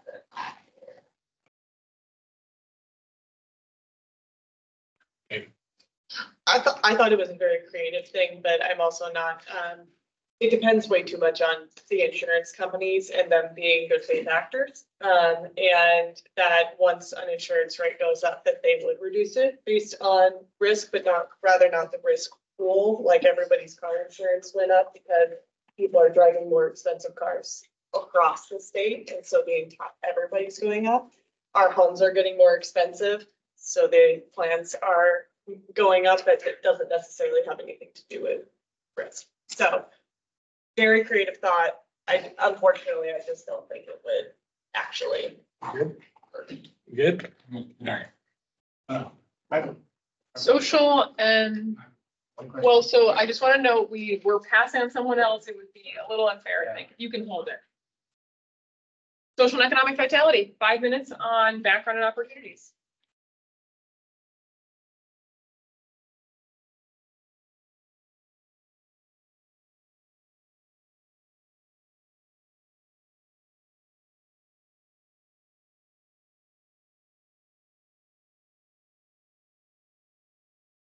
Jamie? This might be a comment more about the following section, but I'm surprised that there isn't, like, we talk a lot about good jobs and housing, which are important. We don't talk, and very few of the actions, if any of the actions, talk about encouraging growth of businesses that are going to actually provide jobs that we want. So I think there's maybe some opportunity in the background here, because only in the opportunity does it really talk about businesses. And that just seems like such a critical part, as well. Like, we're talking about economic vitality. That seems like such a critical thing that we're not really, it's like we're almost skirting around it and only talking about jobs. So just think that's kind of an oversight. Adam? Yeah, I think directly related to that, in the progress since 2019, number one there's a focus on growing jobs with high wage levels, essentially. And so I kind of I'm of mixed opinions here, where one, that's great for the region to have, to focus on bringing high wage jobs here. But it's also good for the region to focus on bringing, a good distribution of jobs of all wage levels, and not, focusing overly on one portion of the population. So I wonder if there's an equity concern associated with this. Councilmember Marks? I think Issaquah, if you compare Issaquah to our neighboring cities, I think we have a lot of low wage jobs. I think we have a lot of retail jobs. Our per capita retail tax base is one of the highest in the states. It's stated 10 or something like that. So I think we have a lot of jobs that are, $40,000 or $50,000 a year that don't pay enough to remotely live comfortably in the city. So I like the emphasis. Living wage jobs is the preferred language for, jobs that will allow you to live in your community. So I think having this focus on living wage jobs is really, really important. I think, the people who live here can't work here, and the people who work here can't work. That's one of the fundamental things and it drives traffic, and it drives inequity, and it's just at the heart of our like I said, equitability and sustainability issues. Jason? So one thing that might be an interesting proposition is possibly, I don't see anywhere in here, Issaquah Chamber of Commerce, which I think is an underutilized tool. While we have a great chamber, and I happen to know quite a few of them, the Bellevue Chamber does a tremendous job of doing expos and all sorts of things to drive business into their city limits. I actually went to one not too long ago. They're talking to people that are not only in the state, but out of the state, out of the country, getting in foreign investment. And again, talking a few years ago to the rallies, there's a tremendous potential for manufacturing jobs here. Bellevue has long shunned manufacturing in terms of tech. So again, there's just a tremendous opportunity here if we could work with our chamber more and get our chamber more excited about putting on those different shops and classes. Because again, I think Bellevue does it more than a few times a year: real estate, business, everything. So it'd be interesting to see if our chamber couldn't drive some business our way. Councilmember President Walsh. We just completed the economic plan. I forget what the name is, but I think we should, this group, which honestly is mine, should look through that and include some of the actions there. Victor? Yeah, we have the opportunity to, in the prioritize actions to increase coordination and communication across nonprofit and for-profit service providers. In that. Are you in the back or the front? Oh, yeah, I jumped to the back. Okay. Well, We can it's go to like, the back. it's like he knew because Say we're out of time on that. Perfect segue. Keep going. Sorry not to stop you. But in the, we talked about the Issaquah Chamber of Commerce and other, and then we just decided to say nonprofit, for-profits, collaborate with the people that are investing in the community to bring, about the jobs to improve the access to the community members of whatever they need to thrive, right? Which is part of the objective. And engagement of the city and the community with those, like the Chamber of Commerce and other nonprofit or for-profit organizations trying to work within the community is part of what we're. It may be too specific, but it might be something you guys, because again, like I said, Bellevue does a phenomenal job. I still get emails, so many emails that I don't even want anymore of all the meetings they have all the time. Again, it's to drive business. Yeah, so if we talk about successful ways that regions or cities have driven the growth of businesses, a lot of that is focused around particular hubs of specialty. Right? So in Issaquah, we got things like healthcare. We've got some major corporate, like Costco, for example. You can say it. So, to what degree is it appropriate for us to say we want to pick, the 5 big areas and form the critical mass, form the support structures that are necessary by incentivizing growth to fill in the gap? And then just I'll be next because I'm calling myself. Just to touch on the chamber part of it is the chamber. Yes, like you said, with Bellevue, they enhance the local business, right? But they don't really drive. We've gone to the chamber and asked them, how do you help us drive business to Issaquah? And they're more of the advocate for the existing businesses. They're the voice of the business within the cities. Bellevue does a very good job at bringing other outside opportunities to enhance the businesses that are within Bellevue, which it can look like it is a driving business there, but that's essentially the chambers is advocating for the city's current businesses. So the ask may be is the chamber put on more, I guess, advocating, like I said, expos or summits and whatnot that will drive people to say, I like that chamber. I want to go to Issaquah like they do Bellevue, right?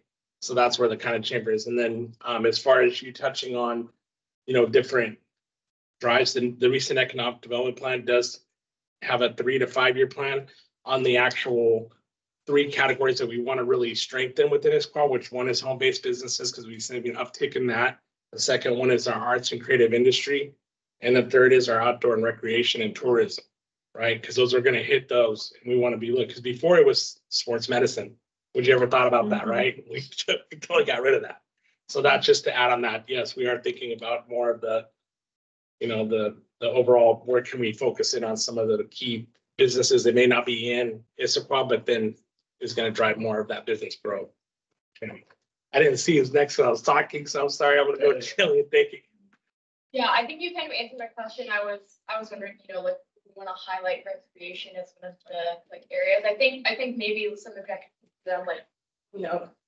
something related to for the 3 priority areas, which you just said, I don't know, come up with some kind of plan. And then also kind of with the recreation of something that people talk about, we don't want people to just come here and go and hike, want to come hike and then, like have dinner Yep. on Front Street, that type of thing. And you bring up a great point. And that's what we're looking at. Do they come here and then can they stay here and utilize the businesses there? I did not see who was next. Jamie? I just, two comments from me. One, I'm not clear on what housing and transportation burden reflective of Issaquah residents means, so might just clarify. I'm just not really sure what that means. And then this was one of the biggest questions for me as like the third objective, whether that fits here or in the city services. That was not clear on which area that should be in. It seems like human services. I mean, that's part of the city services. There's other community services that might fit into that, but that was a question I had for groups. Yeah, I mean, when it comes to the proposed objectives, I do think there needs to be some refining of language there, particularly when it comes to housing and transportation burden. I think that might come down to, cost of those two combined things, not constituted X% of a person's income in the city. And so that might be something to consider there. Another thing is the housing portions of these. Obviously great to have TOD units and ADU permits. Personally, I think deleting the forests and long-term rentals would be helpful. Too long for me to explain here, and then just in general, increasing the availability of housing. Something that needs to be added here, I think, because of the filtering effect that has on, in terms of people moving up into housing, having the availability to do that, freeing up the more affordable housing behind them. And so that's something that's important to add there, I think. That's President Walsh. Yeah, just to provide a little context on why the human services is here and why this is social and economic vitality is when council was really come to develop this and push comes to shove, we have to get it down to 5 goal areas. Some people wanted economic vitality, some people wanted social and human services. So they ended up getting combined. I think it's a good question. Does that belong in city leadership or should this stay? I think we don't have permission to change the goal areas, I would assume. Not the goal areas themselves. Yeah, so probably has to stay, but good point. I've got another minute. I would love somebody to explain what additionally we could do in regards to ADUs. We have extremely permissive language. We enabled it, I don't know, 5 years ago. People can do all sorts of ADU options on their properties. So I'd be interested to know what additional levers we can pull to encourage ADUs because it hasn't occurred the way we hoped it would. Ellie?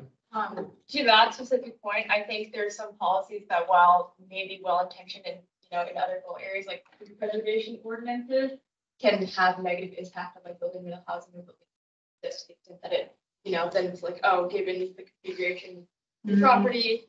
So just, and all those things are a trade-off, but I think kind of acknowledging like, okay, we need housing and it might sometimes, result in actions that have that maybe unfavorable trade-offs. And I had another comment, but I think it might throw too big of a wrench in things. It was more just like social vitality. To me, it also means like, quality of life in the city and having more like third spaces for people to hang out, just, like acknowledging that that's the thing. Like you have, coffee shops or those types of things people would love to go hang out. I feel like, anyway. Yeah. Great. Yeah. Infrastructure. 5 minutes on background and opportunities.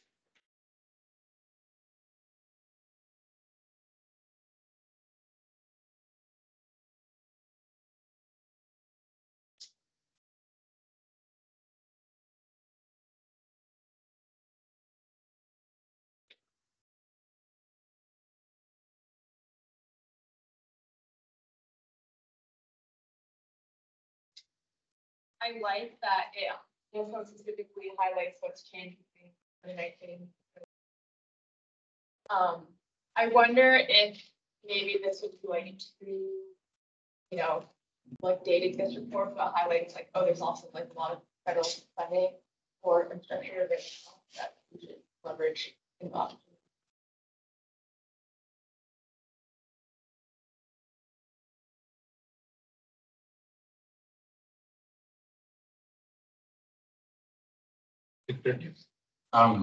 Heard earlier public comment about the electric grid and the infrastructure support, going back to the environmental stewardship area and the discussion on this emergency management. There are, don't need to sound, alarmist or anything, but like the point of return was passed, and there are going to be consequences in the next 20 to 30 years. We should be prepared for those, and how we can be resilient and not dependent on our partners, because when push comes to shove, everybody's gonna kind of look out for themselves. How we're gonna be prepared to look out for our interests, right? And there should be something there in the opportunity on that.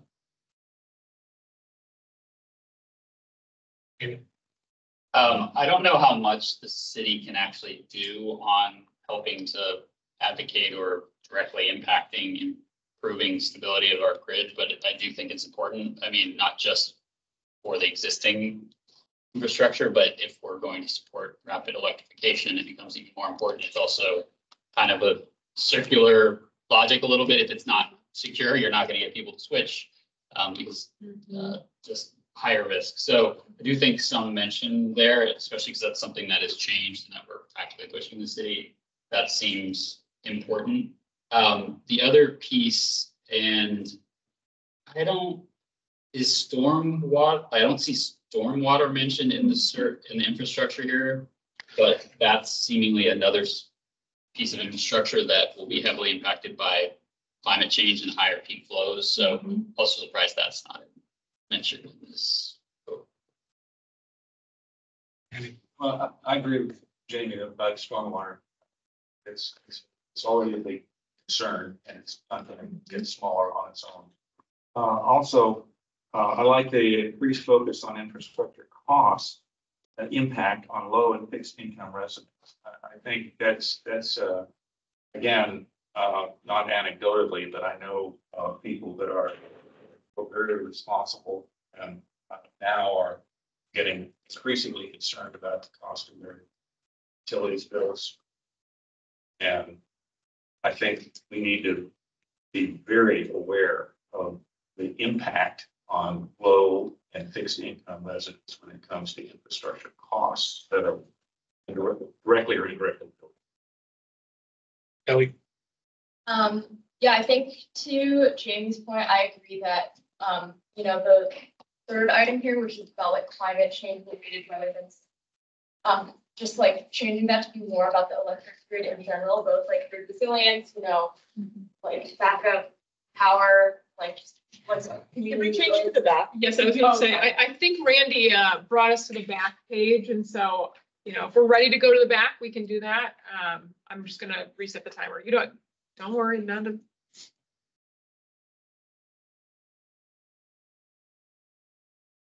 But yeah, go ahead, Kelly. I just saw everyone flipping back and forth, so yeah, good clarification.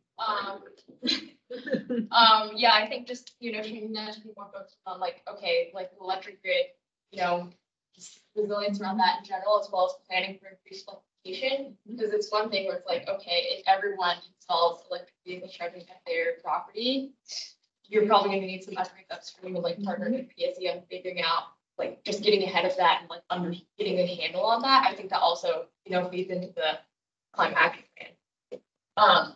And then I think in the infrastructure, like in the goals, there's nothing related to stormwater or water infrastructure in here, I think. So I think that's something that can be included, especially there's some stuff in terms of like flood management and like Issaquah Creek that also is in the sustainability section. But I think, acknowledging the impact of that. Okay. one point of clarification, I think Emily brought up, which is here, each department has their own plan. So many plans, I got a little bit confused, but one of the oldest plans is, I think, around stormwater. It was last updated in 2002. They're in the process of updating that. So probably would be a good idea to make sure that that plan's getting updated. So I think that'll be insightful and helpful to understand the city's. Adam? A couple of comments on the measurements. So the first objective doesn't have any measurements. I'm sure that was just time. But in particular, I like that the objective focuses on having a forward-looking plan to put the resources in place and operate it. I think getting specific and some proposed measurements there, we don't really want infrastructure to be the thing that is holding us back. If we have a growth plan and we have to wait for infrastructure to catch up, probably failed there. So having something specifically tying that to the growth plan to say, we're 110% of that or whatever we expect as a reasonable operating, make sure that infrastructure isn't the limiting actor here. On top of that, I also think that, there's a chance that we might be looking at things and saying, yep, we've got the infrastructure that we've got, we're going to maintain it. Alternative would be say, hey, if we had this other infrastructure, we might be able to have a more efficient water system or electric system.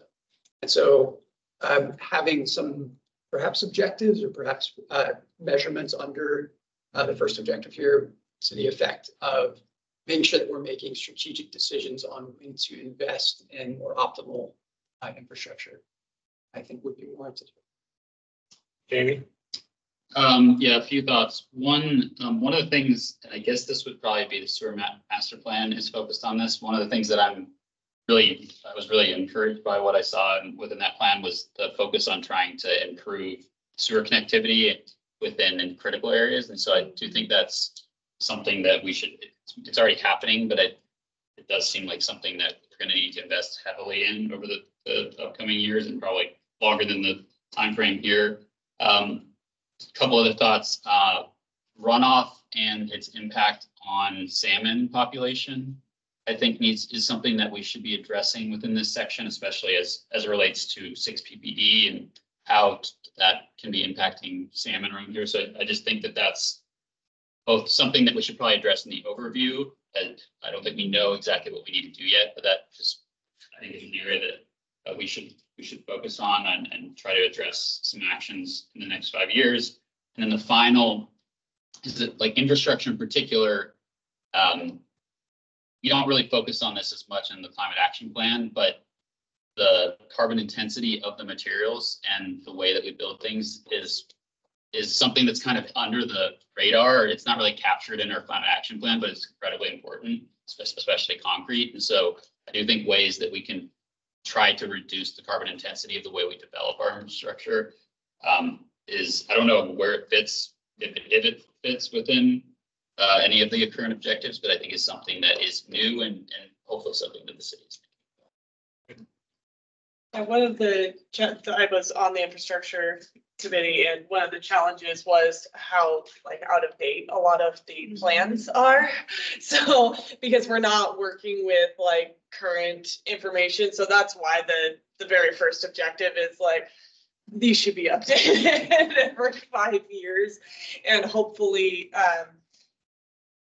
one of the things is essentially to tee us up for the next strategic plan as well, because we can't necessarily act on information that we don't have. But yeah, the carbon intensity of the materials used, do you think that could potentially go in the second one, where proactively manage city-owned infrastructure to better respond to emergent long-term disruptions in service? We originally were talking about this as when we are likely going to have to do rolling blackouts at some point, and trying to minimize the negative impacts of those so that people are ready for them, that they know when they're happening, whatnot. But we could also include the city managed infrastructure to put in lower carbon intensities of materials. Do you think it could go there? Seems like it could go in either one of the first. Okay. Maybe, I'm not sure. Okay, cool. Thank you. They're pretty. Yeah, so a couple of suggestions. One is, so I think Adam, when you were talking about measurement, it reminded me here that if the objectives had included, or maybe the next iteration could include the how much and by when, which would help lend itself to what the measures might be. Because right now, I think it's hard for me to even like look at what could the measurement be, because some of that how much and by when is missing on the objective side. And that could be a good refinement here. Councilman Mark. So sidebar to the administration, needle scratch on rolling blackouts. I've not heard anything like that. So I would love to know more about if we're projecting that there will be rolling blackouts at some point. That's complete news to me. There are certifications out there, right? LEED certification, platinum, gold and silver. We should, there is a robust conversation going on about City Hall, about a fire station, a new fire station. Our last fire station was one of the highest LEED certified stations in the nation. It was a big deal. So it's a timely conversation to make sure that we use the industry standards for minimizing carbon impact of our development, since we seem bent on both expanding the police station and building City Hall.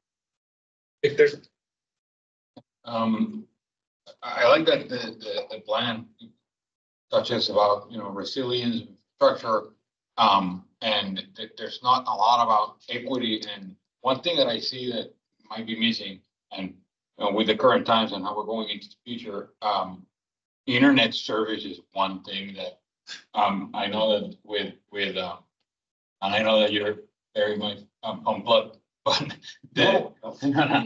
I mean so for the power, we're relying on the power company because they maintain the grid and maintain it. We rely very much on the internet companies and the service providers to maintain the wires that take into our house. How are we can we put something in place to make sure that we are providing reliable service to everyone in the community? There's probably an opportunity to do some polls around that. There are 3/10 up. I will add 3 flex minutes to this segment. Are you sure? Okay. Okay, you're next. We'll let our two, Mine's super short. yeah. Okay, I can, first, the runoff issue, that is a state area, because there is now overwhelming evidence that street runoff kills as much as 80% of the smolts that come into Puget Sound. And it's from tires, the chemical tires. So I don't know, if there's anything the city can do about that, other than really get into a regional and state effort to get the federal government to ban that component of tires. So that's kind of a regional state initiative. And that ties to me, it ties into the importance of salmon in our city, both on an economic basis because of salmon days and the people who come in and see that stuff. And also, I didn't see any use of the phrase green necklace. So maybe I missed it, but that's the city trying to acquire more property along Issaquah Creek to remove houses, et cetera, to increase the floodplain. There was a reference to floodplain acquisition, continuing that, but as far as I know, that's one of the major components of improving both the flood dangers and the habitat for salmon, which are critical. Yeah, I think what Councilmember Mertz mentioned about our facilities and building is really important. That made me realize, I think we need to be really specific in the objectives. The difference between, built infrastructure like sewers and roads and bridges and all of that, and facilities. Yes.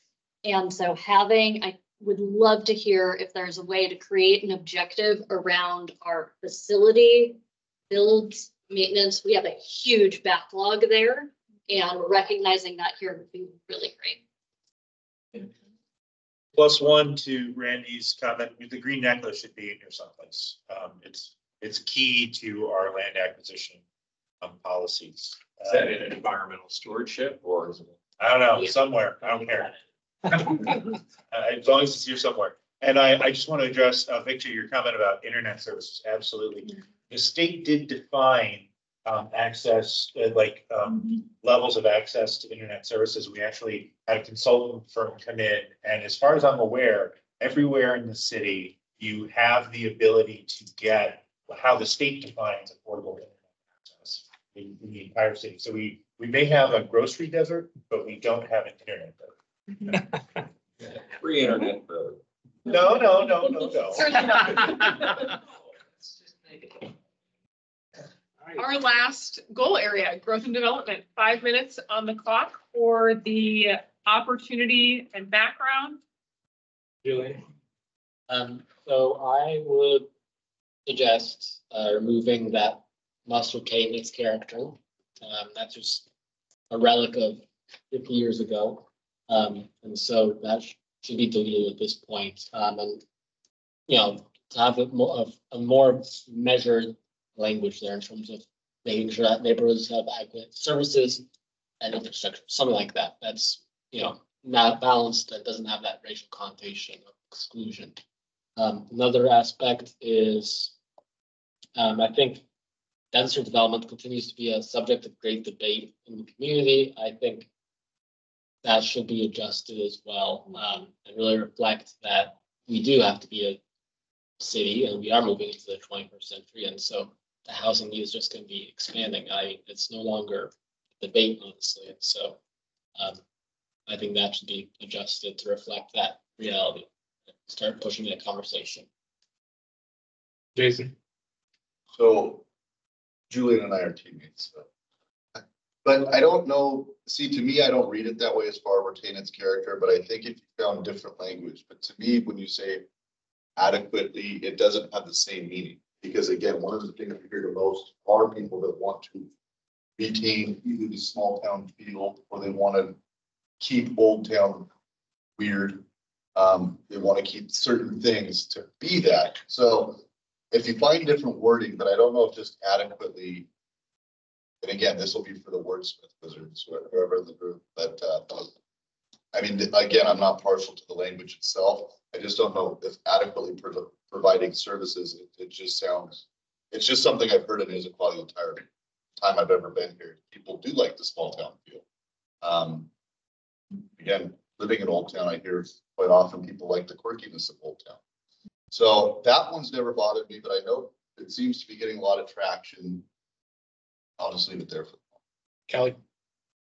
Yeah, I guess to that point, one of I was at this group, we also did not love the character as well as like the focus of the fear of an unplanned input to development destroying the small town. But like I think in the strategic plan generally we should aim like, you know, just like read with positive language and be like, and yeah. And then my other comment here is that I think the opportunity, we should highlight that, you know, like the greenfield sites that we've done in the past, like a lot of them were like the 4-to-1 or like the 3-to-1 trade where, you know, the developer set aside 75% of land to be green space. And so now we don't have a lot of, you know, unbuilt sites, but as a result, we have a lot of, you know, green space.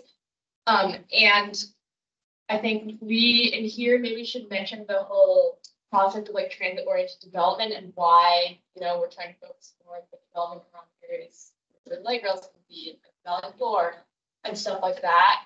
But also like acknowledging that we just need more housing, and so building ADUs, you know, missing middle housing, et cetera, is important. Victor?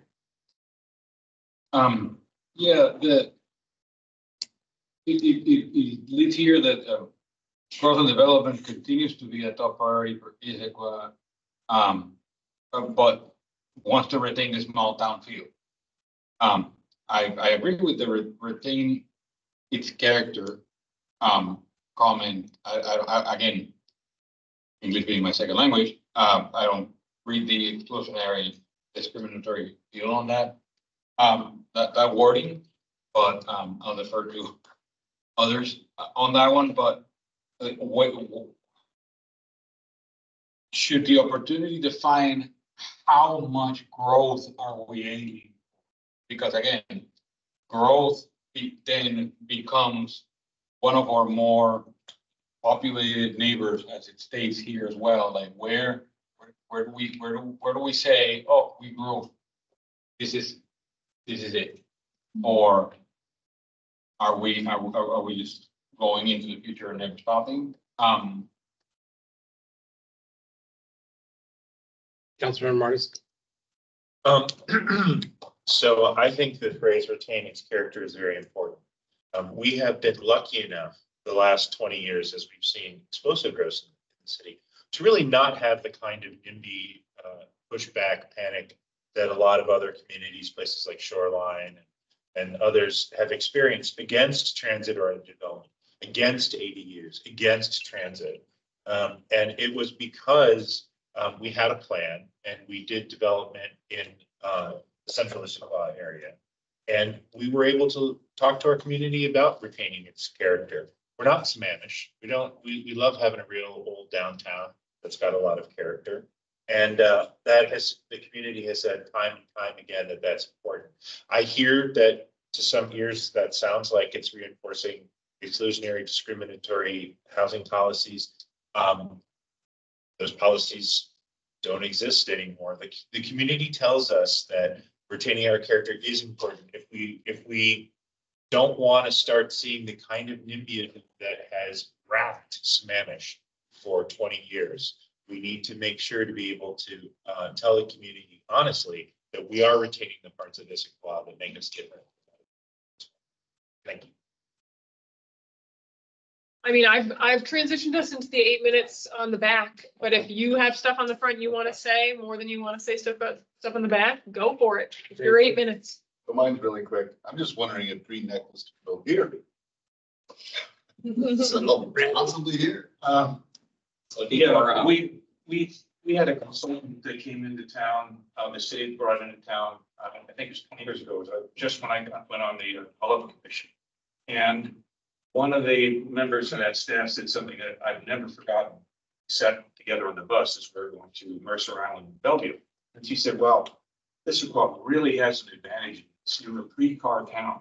And I went, what? And she said, yeah, Issaquah was developed and came into existence before cars.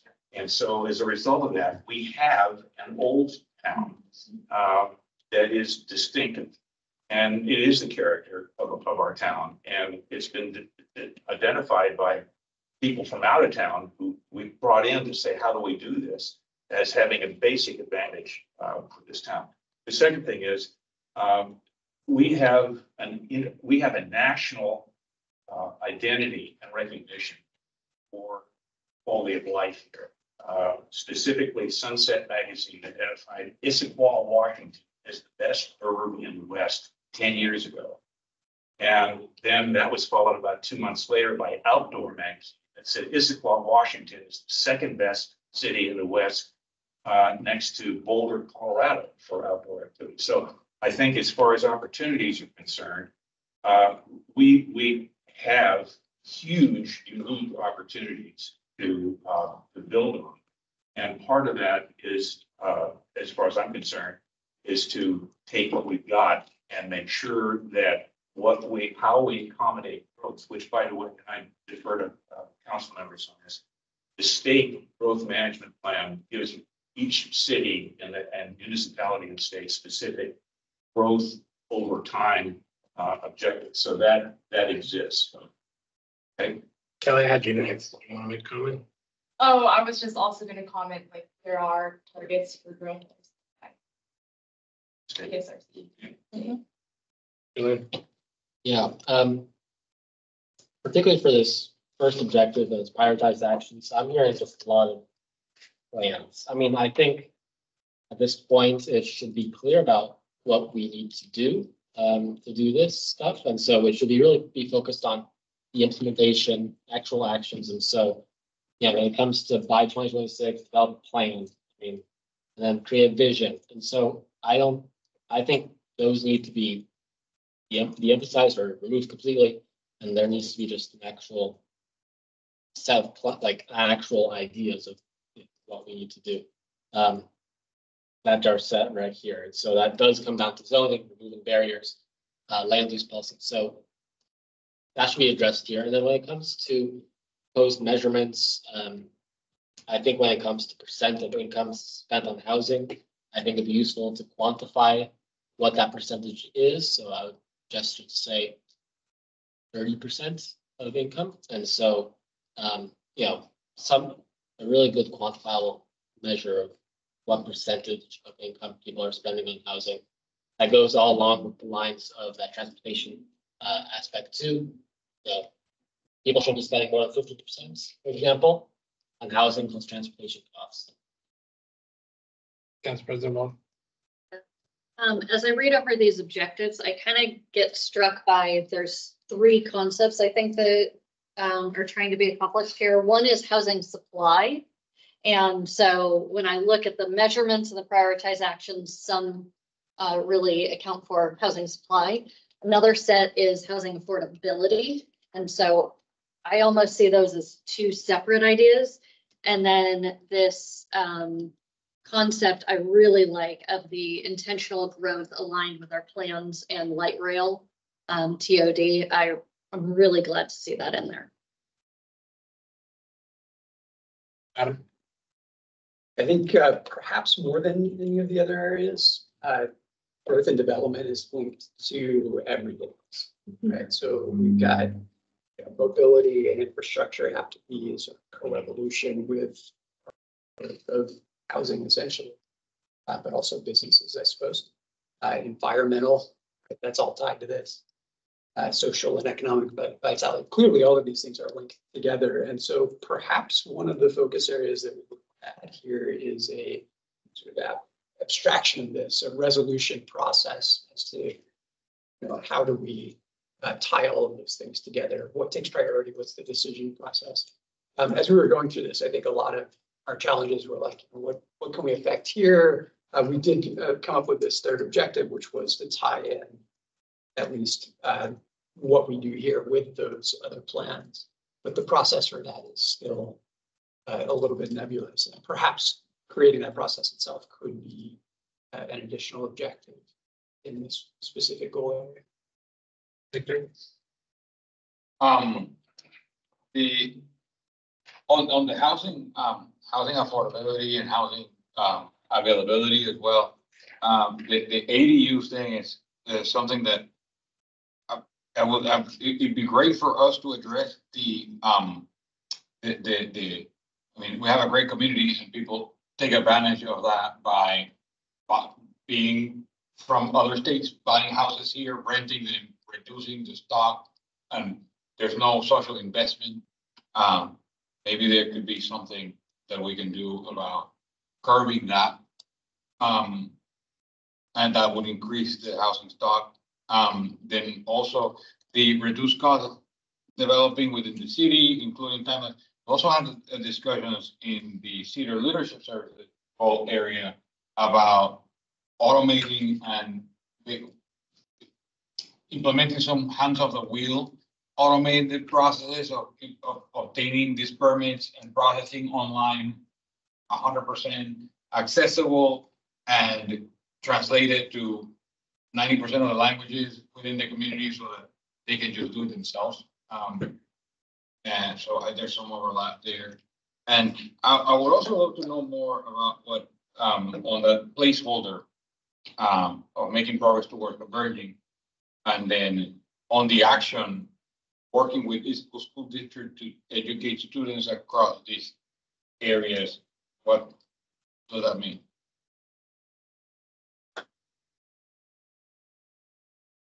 Everybody?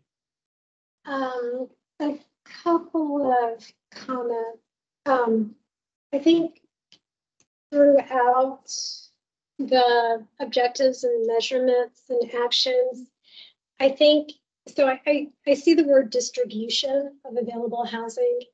I think it's really important to be intentional about where affordable housing units go with respect to other community assets. For example, like access to transit and transportation.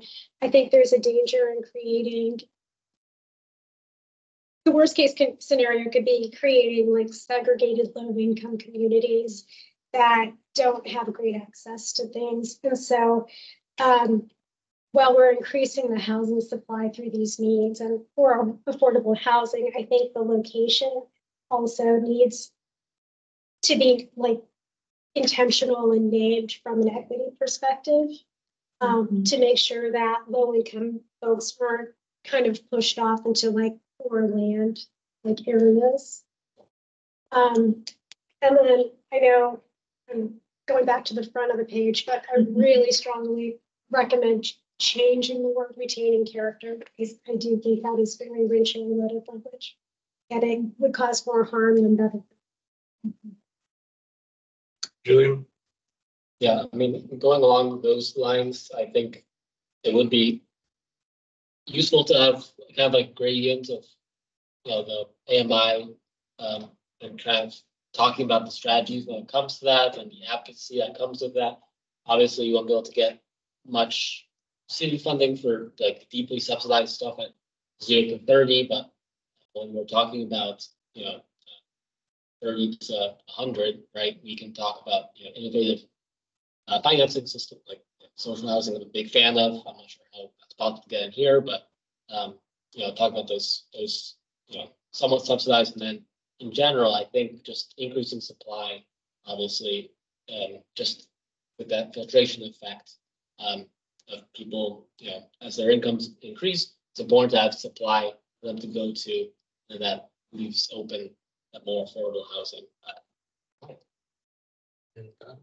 Similar to cars in the intersection when the light turns. Our last word. Just got past it. Yeah, just passed. Your legal lights there. Yeah. Only in Washington Okay, so Victor, I wanted to address your comments on this placeholder bullet. I think this was your comment on like what does it mean to make progress versus create a comprehensive plan. One of the things I like to do business is like think of where I'm going next at the same time as I'm executing on the plan that I already had. And so the separation of that and this placeholder objective was to say, we want to continue to make progress while we are doing that creation of the comprehensive plan that includes that the balance of the distribution of the housing. So, you know, don't stop making progress while we're on what that progress means. And then Preeti, I wanted to address this distribution of housing. One of the problematic things that happens in housing, and I'm a novice in this, so please correct me if I'm wrong. One of the challenges is that 80% of AMI is sort of a target, and so if you address things at that specific point, you can very easily change from year to year and exclude a large portion of the population. And don't have a sort of smooth distribution that matches income distribution and housing availability at different price points. That essentially focusing on that distribution and smoothing out the distribution helps a lot with weathering year-to-year changes and things that might happen somewhere else in the state, for example. Great. Oh, we did a great job. And that was intense and excellent. And I appreciated both like the challenge. I think you took Mayor Pauly's challenge of like challenge each other, push each other on words, push each other on understandability, push each other on logic and connection. And so I think your groups have a lot to go back to each other and nibble on over the next 30 minutes. And so for this next 30 minutes, the two hopes and dreams is that you get to a level of finalized draft recommendations, knowing that they are going to go to the administration after the meeting tonight, but also want to invite you to pose some pretty direct questions. So you pose them to each other tonight, and you might be like, I got good questions from the group, and I don't know the answers to those questions. Come the end of this time, determine the 2 to 4 questions that you have for the city staff experts in your goal areas. The folks that were with you to talk through their functional plans will be back together with us at our next meeting. And we want to make sure that they use this month of time to be as prepared as they can be for that time.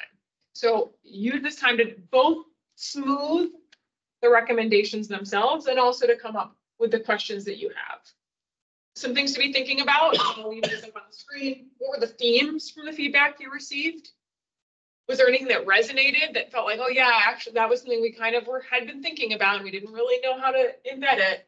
Is there anything that you need to clarify? That might be a good question for staff. And is there some additionally, some essential information that you need to implement based on the feedback that you got? Keeping in mind, again, it's not going to be absolutely perfect, but trying to move from the drafts that we had now with the feedback, moving them one step forward.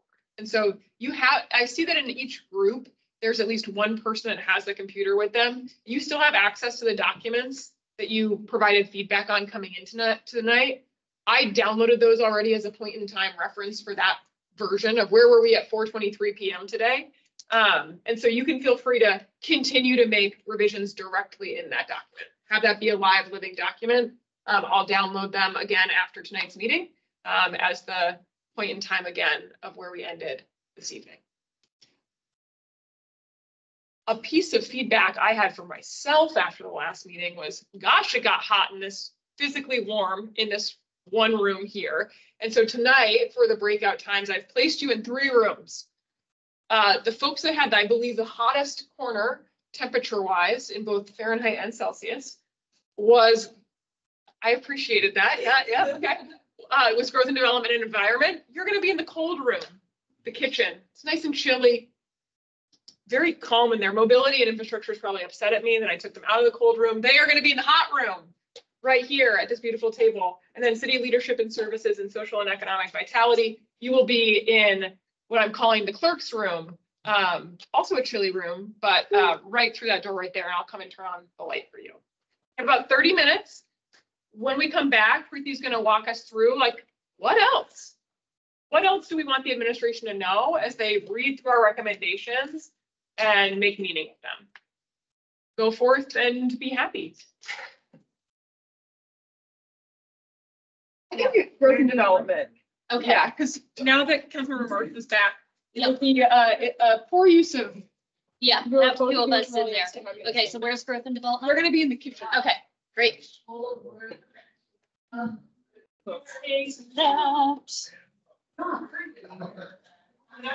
this is good.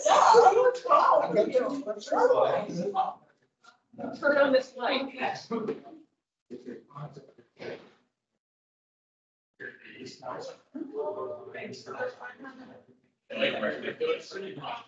Well, I'm gonna widen this. Wasn't that last piece? Yes. That's all you said, they originally. Excellent. We should buy that, and incorporate that into the city. I know it does. Where do you guys want to start? You want to start at infrastructure or mobility? Okay. Let's do mobility. Where is, I wrote down. Victory's here. I think we should do the rest. Something that we're talking about.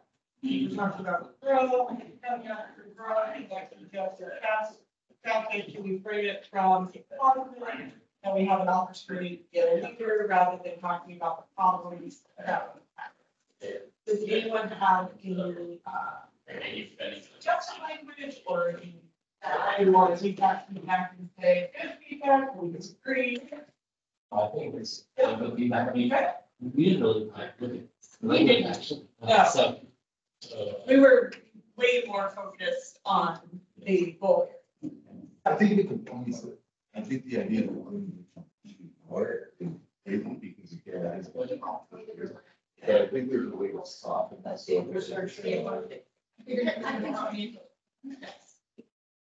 Yeah, I don't know if there's a very shocking, so it doesn't sound so devastated, but still acknowledging it's an issue, like you said, maybe instead of another services go over 75, you know, here we're less 5, 2, 1, 3.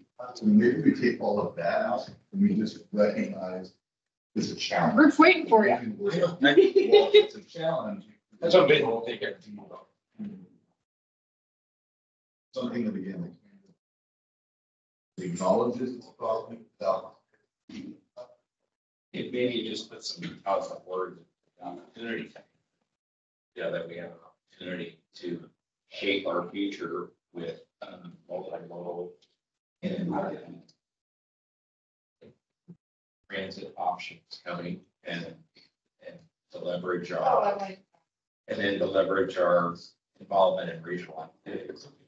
Background is facts. After, and I do. So, I don't, yes, recommending that. yeah, So I think as part of the region. So part of the growth. There's a great opportunity for falls with transit viewing related.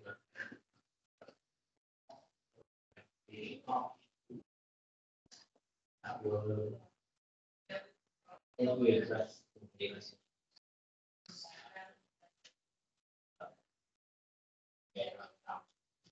I don't think we need something besides that. I feel like there's enough. Like, one, you just like, you need to figure it out. So I think we need besides that. Like something. That doesn't have, that's easy. More flexibility. So some stuff, I don't know. So maybe to challenge staff to come up with an alternative. Yeah. I mean,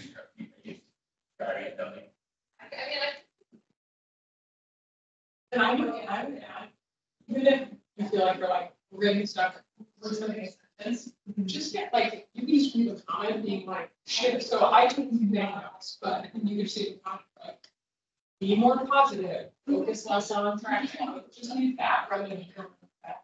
Okay. Then I'll be able to use your, right.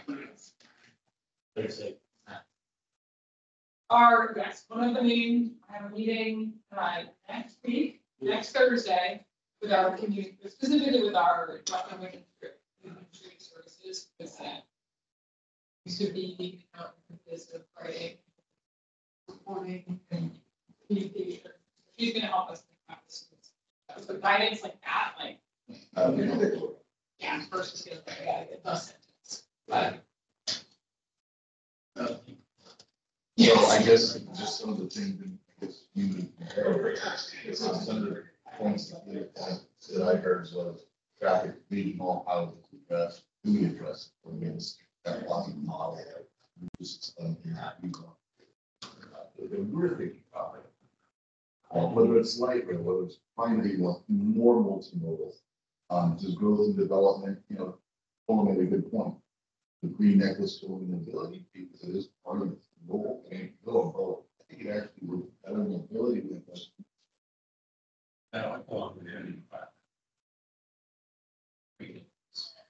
It's about a green necklace. Yeah, but it's also about getting around. Yeah, again, It's really bad, so that's a little bit, it's not like. Doesn't have to be a little. So you can do that. Abstract version of using transportation. Again, to your point, I mean, I just put it all about. Yes, We it is. mentioned It's part of slowly it. I don't know how to put it in. I guess I'm just surprised, like, if you go back to something that's. Communication. I guess, how do we see that be successful? Against what we're trying to do? Because it's a multi. That is, I think what we were talking about, that. But I think, you know, again, some of the things I heard, Not yourself, we feel like we're seeing progress. More definition. More definition of visions to do it. Yeah, I mean, like, I'm saying, those are leaders. Really good. Yeah, one of that, or. That, I don't know. Yeah, but I kind of agree too, because I can't see that's the problem. Yeah. Because in my opinion, this whole district thing is supposed to be such a problem there. It's not supposed to be sort of trying to help us problem. This is what the city will.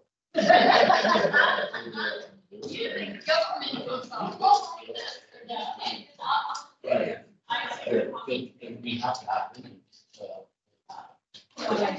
So with just, for opportunity to facilitate safety for growing city, we have opportunities to be proactive in our transportation growth through infrastructure diversification and multimodal transportation and environmental something. So, and then I added a comment about what's not traffic, add more, positive language and probably add.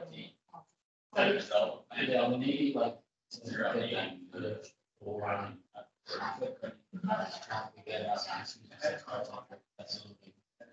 Overlaying stuff like that, but I think like, again, like, what we're talking about here, I was almost like. No, we can do that. At some point, I was talking about. Fuel versus like. Let's say, through the people versus. People. Good. So that means that it's really get more people on a single vehicle. I mean, this is a vehicle way smaller than bikes. No, that's a good picture that again, right? I think it was and that's the idea we want to. You're never gonna be happy with that. And again, it's probably good. I like that. Moving people. And goods.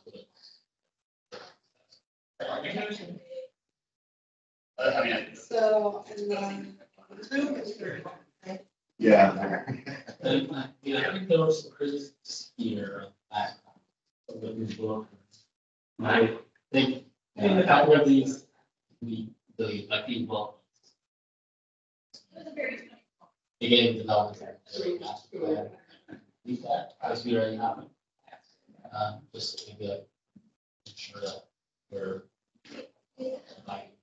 Yeah, I did. Master mobility. Right, and then the last comment. Again. To create something that is that. These are kind of better. We can actually, so one of the, someone raised a passion about they also suggest here. Making spot movements. Like some pedestrians. Some of those not like. Yeah. Like, not just like spot movements, right? Have a comprehensive system. And so we can change that, making spot movements.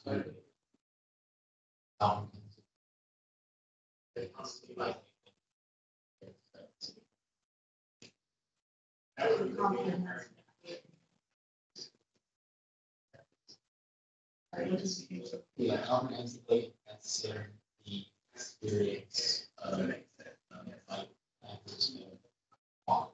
that's and on.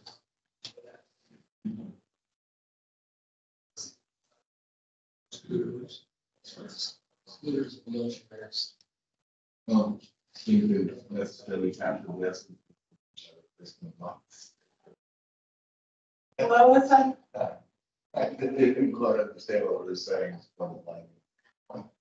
Oh, yeah. Yeah. There was also like modern infrastructure. I don't feel like we That's good. I knew there was a chance of probability there. Right.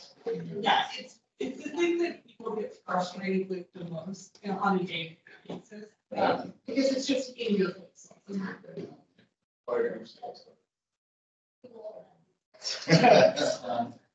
So I think people were having a lot of questions about movement. People is. Yeah, and I think that,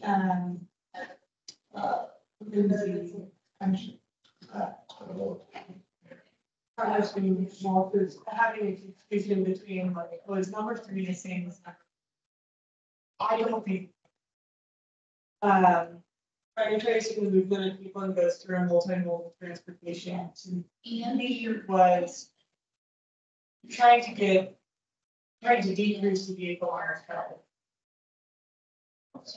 And trying to get more alternative modes of transportation, whereas in number 3, the improvements of transportation system environmental sustainability.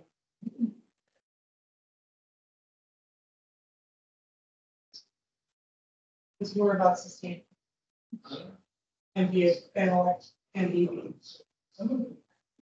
Yeah, I mean, like. I noticed, I kind of agree with those. Okay. We can Maybe wrong. Okay. Prioritizing the movement of people and goods. And Improvements to the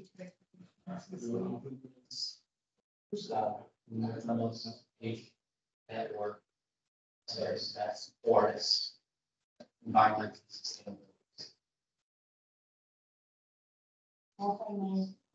Modal transportation.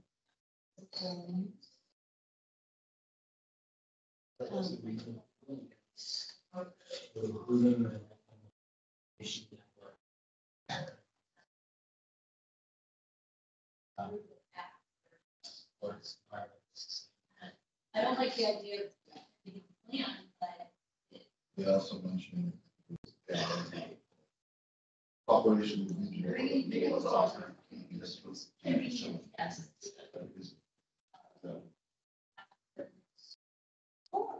That was very important because, and so do I, because right now we can kind of take advantage because they're does make that kind of, but she in all likelihood will not be there and work, and even she's still there in about years. There will be another big situation. So yeah, any project around here that gets done, coming together of lots of different grants, a lot of different agencies, very important. I had a dinner that had seafood in it, and it's driving me crazy, thank you. Yeah, no problem. I just wondered, should we spend a little bit of time on something? Get the last thing. Yes. I'm going to move the things that we've tried, we had. On number 3, we're going to. Sure. Okay. Are there any questions? Yes. The council presentation.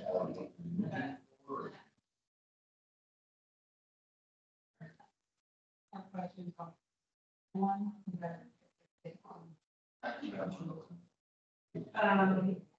things I want to, right.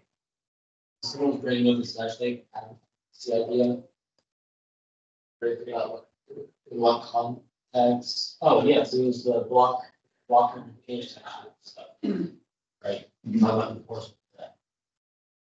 And yeah, that's, we are still on that, we have. Still good, how many years? Legal. So, I think including something that also, maybe it does mean that adding something. Ratio. Then what do we? Let it, what, I think I haven't seen that. Otherwise, safety.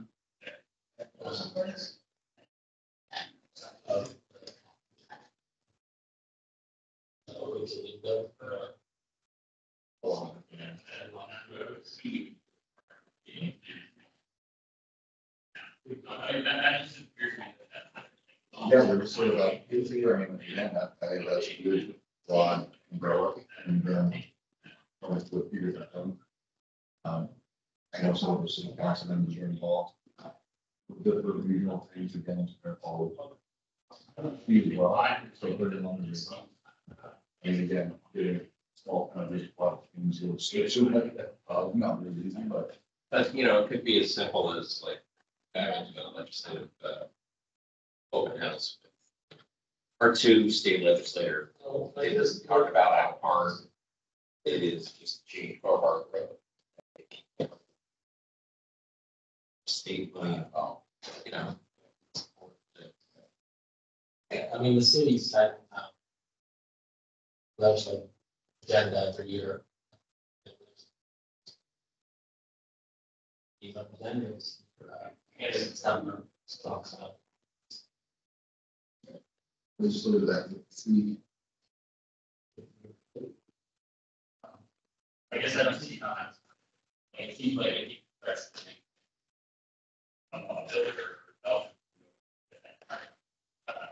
don't know. So some of the questions for staff and admin that I've heard from this group and from us is, Vision Zero, does it make sense to have this as a goal? Julian, I hear what you're saying, and I agree with you of like some goals are there to like show this is what we are striving for. Like Say, other than trying to find safety or whatever it's like get there, but like still there. And that is important as a vision, or would the city not find that helpful? I don't just want to know, but because we got feedback from council members. They thought that it wasn't. So I just would like to know what the admin has to say about it. We can still put it in. And they say no, but I would like that on it. I think what they were also, city council, is like, you know, I think they deals with policy, right? So like, I don't think admin's gonna come the first one. Yes. I think when our questions to that really was like asking what kinds of these prioritized actions. Because right now we're all beyond that. In that category. Vision Zero, and so thinking about all the already existing functional plans or functional plans. I think that would be useful. The admin, that would be innovation sort of thing. I think they did. Vision Zero is like community policy. I think that's definitely that you guys. And then what barriers that they say that they see for choosing non-car transportation, and are there actions that they add in here that they don't see that they'd like to see? Yeah, considering that the big, I think one big thing I saw was more definition, more specific actions.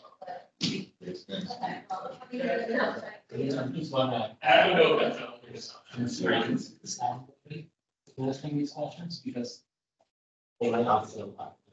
Sure, and if they don't say a lot, that's fine, but and then Like Ruby just. I'm like, you know, we have this in mind, this kind of plan, development in mind, and you can. My understanding, these are all questions. You get asked even. So you can have all. Yep, and so my recommendation is either the top or the bottom. Yeah, the top spot. Perfect. So I'm going to say you got 8-ish more minutes. Okay, the third one was, are things that we can do for pass through traffic and what types of things we should put proposed. I don't know if there's anything. Not exactly, it's not working. Then it's sexy. Nothing like. Infrastructure week. Infrastructure week. Okay. So there wasn't a ton in that I had for the opportunity and background, other than stormwater, wasn't nonstop. Well, you. Yeah. Right. So I can pass. I feel like I'm the year. Yeah, I never.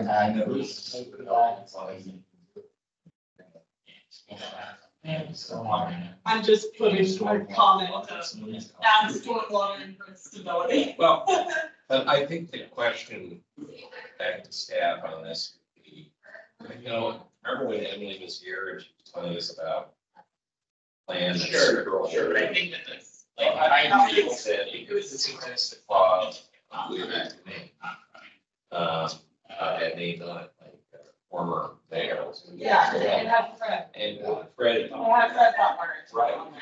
And It's like. and she said, yes, we're working on updating that plan. So, you know, okay. Okay, so essentially with the infrastructure, the things that weren't in there that need to kind of be added are green necklace and built infrastructure versus facilities infrastructure. So stormwater and water management and carbon intensity of materials used, which was a great. I think that we can add that to the proposed objectives in.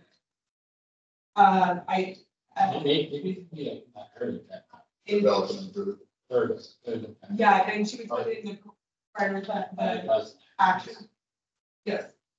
Because I'm not sure, like, unless we want to ask, see stuff, I mean, I guess we can. Sounds like they're thinking, but Tola said that. And how do we want to word this, in developing new buildings, Research. use lead certification. Well, yeah, but then. Community facilities, you know, they're a lot of people being pushed by here, different plans. I think it's updating and. And again, not being sand is not, I think that. The training platinum. Yes, like. For different certification, I think is best.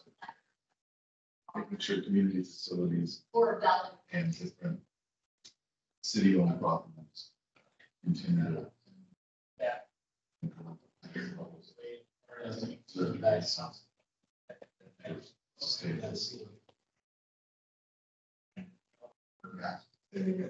Sorry.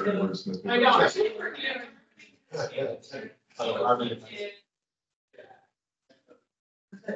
What's the certification? Is there like a? Oh, I was thinking about the book, so probably pretty. Like built infrastructure. When building updating facilities, ensure that the carbon intensity of materials used is.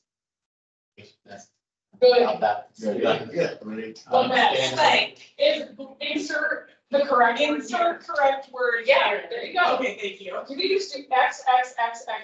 Insert right word here. Make it for, novice. Yes, that was my. What is that? Did I miss something? Okay.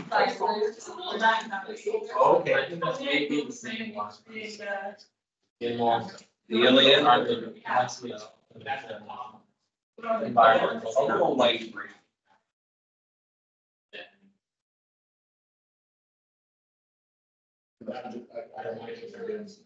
Some of this stuff. Yeah, I don't know. I mean, sorry, it's being Stuff that I don't want to talk about, it's very new. And stormwater planning, it's just, like, maybe, really doesn't. When the stormwater plan is being, it's been Right. moved for a year. Yeah, and the proposed measurement was, did it get done? Yeah. Yeah. Can I do it? Do it. But again, the small standard, again, I understand that that's, we're just directing the whole 30,000 foot view. Yeah, Once you go into the stormwater thing, yes, there should be something about tires and stormwater, Yeah. things like Yeah. that, but not in this. Yeah, I think it fits under the, like, the overarching priorities, what you're saying, and it's sort of like, make sure it's included in stormwater, make sure it's included in the water plan. Make sure it's included in this one. That's, So for the question, do we want to put in, should we include something regarding the green necklace and other critical ending?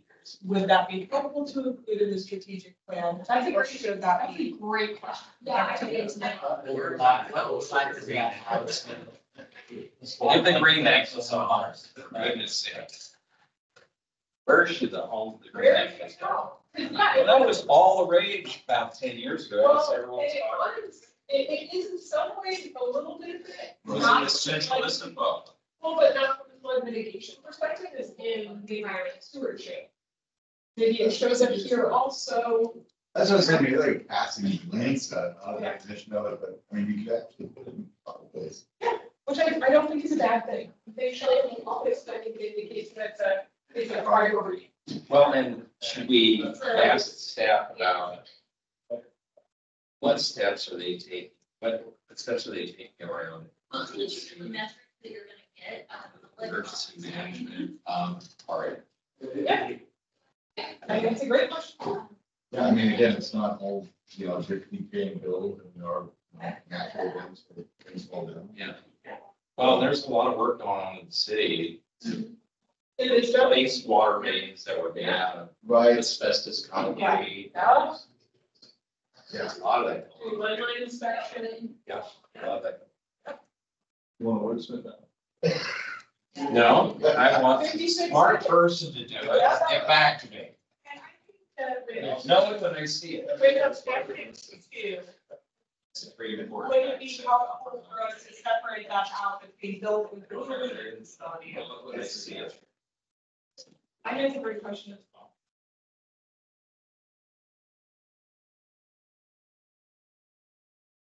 Well, I mean, it's who's, within the city, at least in the city runs, it's distinguished by what team is in charge of that infrastructure. So our facilities are making better facilities. And then the infrastructure like water, stormwater, the streets, that's our whole. So, yeah, and there's some intersection, right? Sometimes something happens it also involves the public right of way. There's a facility issue.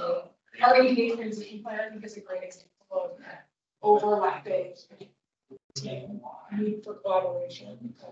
There was a public works open house. I'm going to the staff. That and all of our infrastructure. Shoot, they're maybe after. It looked interesting. I think I'll let people know, it's just like I did that, I'll get to go tomorrow and then, email you and say, TJ, it worked really great. I can only do so much. There's gonna be competitions. Certain same activities, okay. I also said, should there be? You don't really have one specific to that, but. Well, I can answer. That's great. I said we can ask the question to. Okay, if you're not, go ahead and answer the question. Yeah, I can remember. Our stuff. Yeah. She could be a guide if you like. He's gonna be back there. They can put I know what he's talking. At the end of the day. Like a lot of these questions do come down to like, question of like, what is the food home? Ultimately, so we have universal broadband. Not like I've been having a nice break. PhD gummy. Okay. Should find further out. Okay. I was gonna say, there, you gotta cook, it's crazy, me like. A little fun, they're great.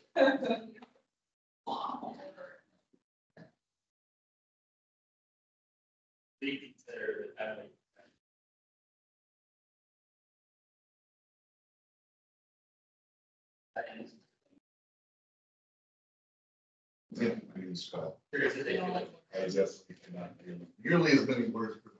I'm not, I don't do this, but I am definitely. I am great with you describe on typing. It's when we were writing where I'm like, I don't think it's bad at my handwriting and my spelling. It is. My typing is very fast.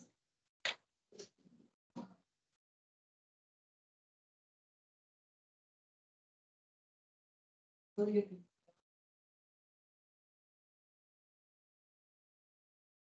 And if you be the first one to talk. But coming back together the moment those are highlighted.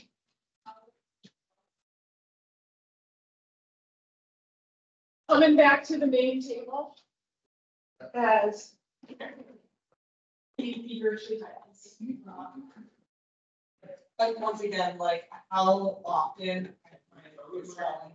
I'm just adding some of her language in here. Yeah. Slowly making our way back. Yeah, so, okay, you're the closest group, so. That's true. Oh, yeah, I feel bad, we sort of, took all of Chrissy's time. High level, so before the review, the big question is sort of like, what do we want the administration to be? Guiding principles, policy effectiveness, feasibility, what are the things that you are relying on the expert understanding of the staff to take what lens you want to take? I think that for us, mobility and infrastructure is doing activities. I can't see it affects all of us. I think it's going to be sustainability. Yeah. And it's going to be definitely efficiency. But for documents like this, the overarching question, I think, is the level. Some of these things here, like percentage of this, zero of that, how much of that belongs to this? So the main things for. I would say we're going for some of these less interest. Well, it's, I want to show other outline, it's kind of the true north and detail. Right. Is that heading? Yeah, like. No, I, there's like that. That's I it. No.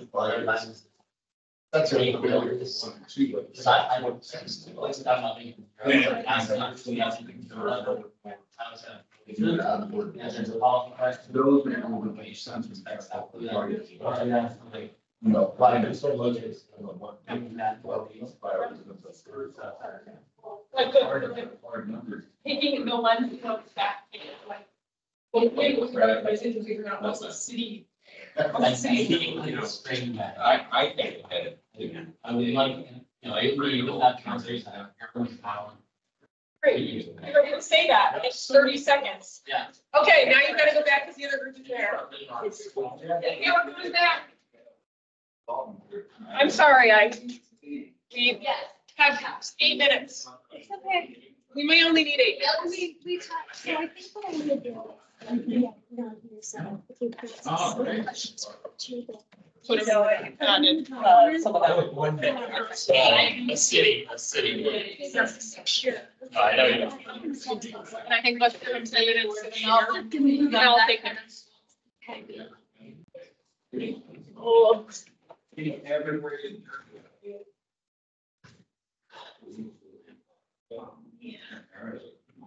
Okay, we have one last item for this evening. And I'm going to turn it over to our chair to lead us through it. Looking at my document. Okay, so for about the next 10 minutes, and really just 10 minutes, because we want to try to wrap up as close to on time as possible. Throughout this time, I think we've started maybe having some big picture questions, or as we've gone down into the level of measures and actions, there might be specific questions we have about these goal areas that we just don't know the answers to.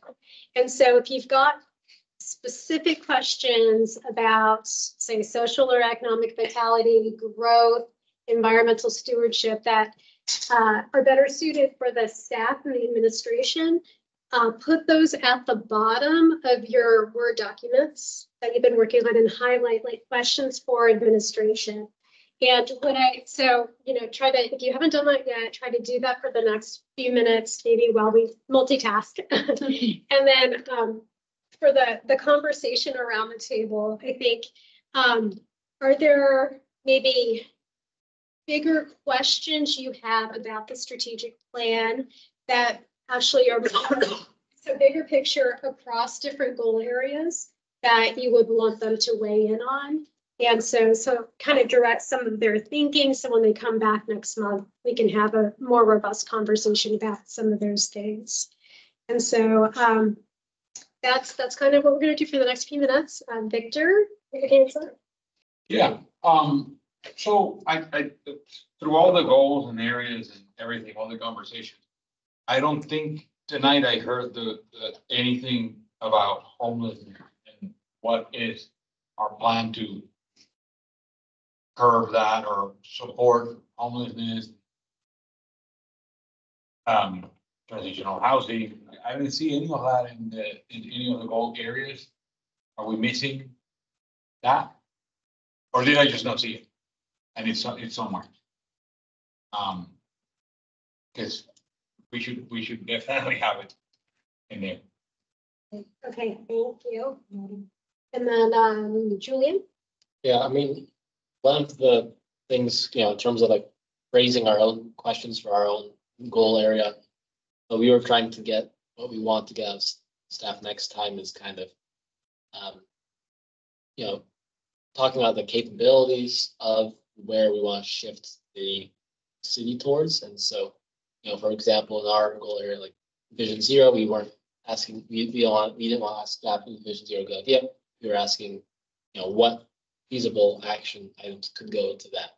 And so I think that's one of the major themes that we want to try and get at. Try to make sure that staff is relatively unrestrained in expressing like the possibilities there in all of the different goal areas. So almost like a feasibility kind of analysis, whether, okay. Jason, Jamie.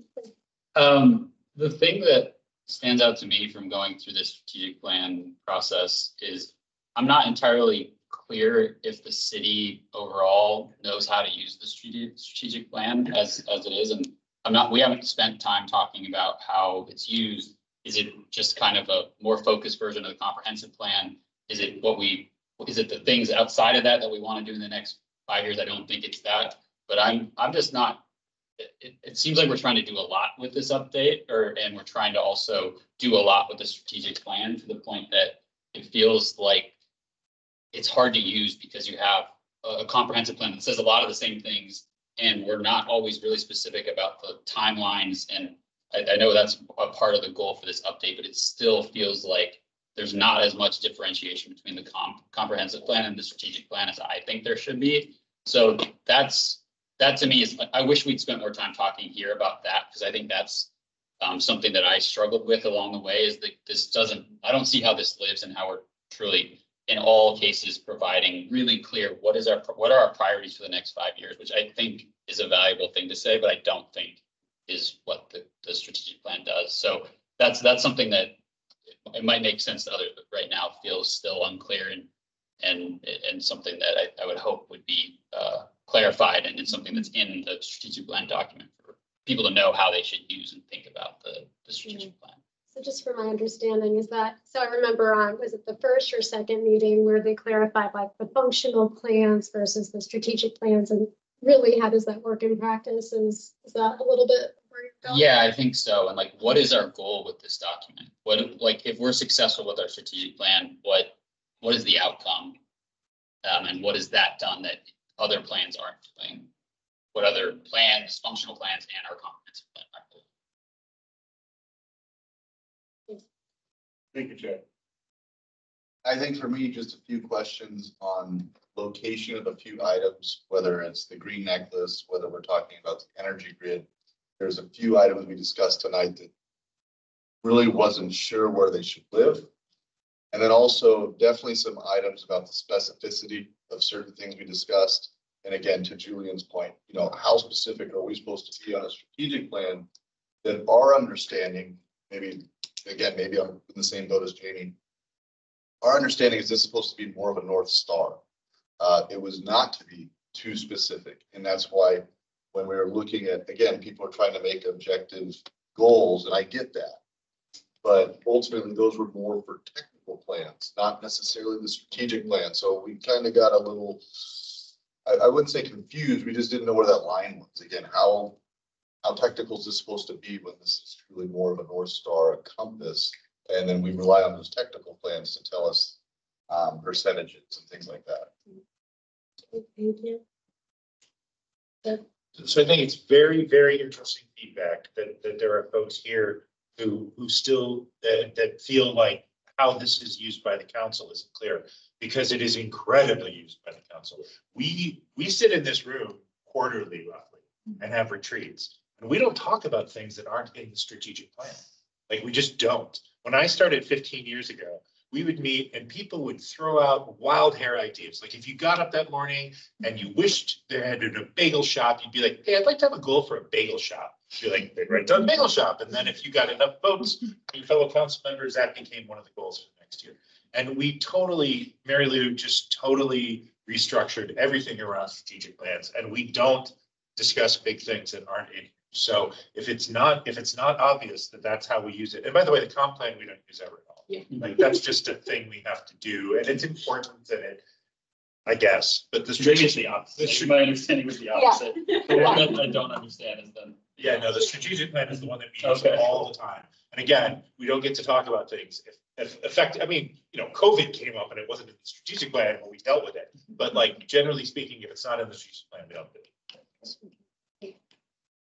Randy, did you have your? You're okay?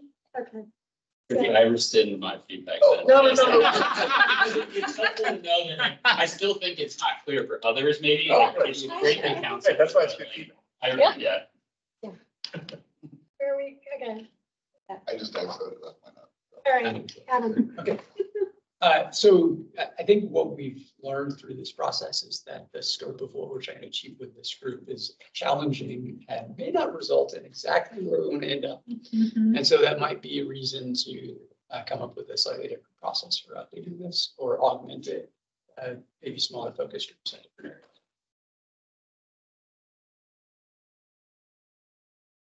I agree with everything. That's it, ditto.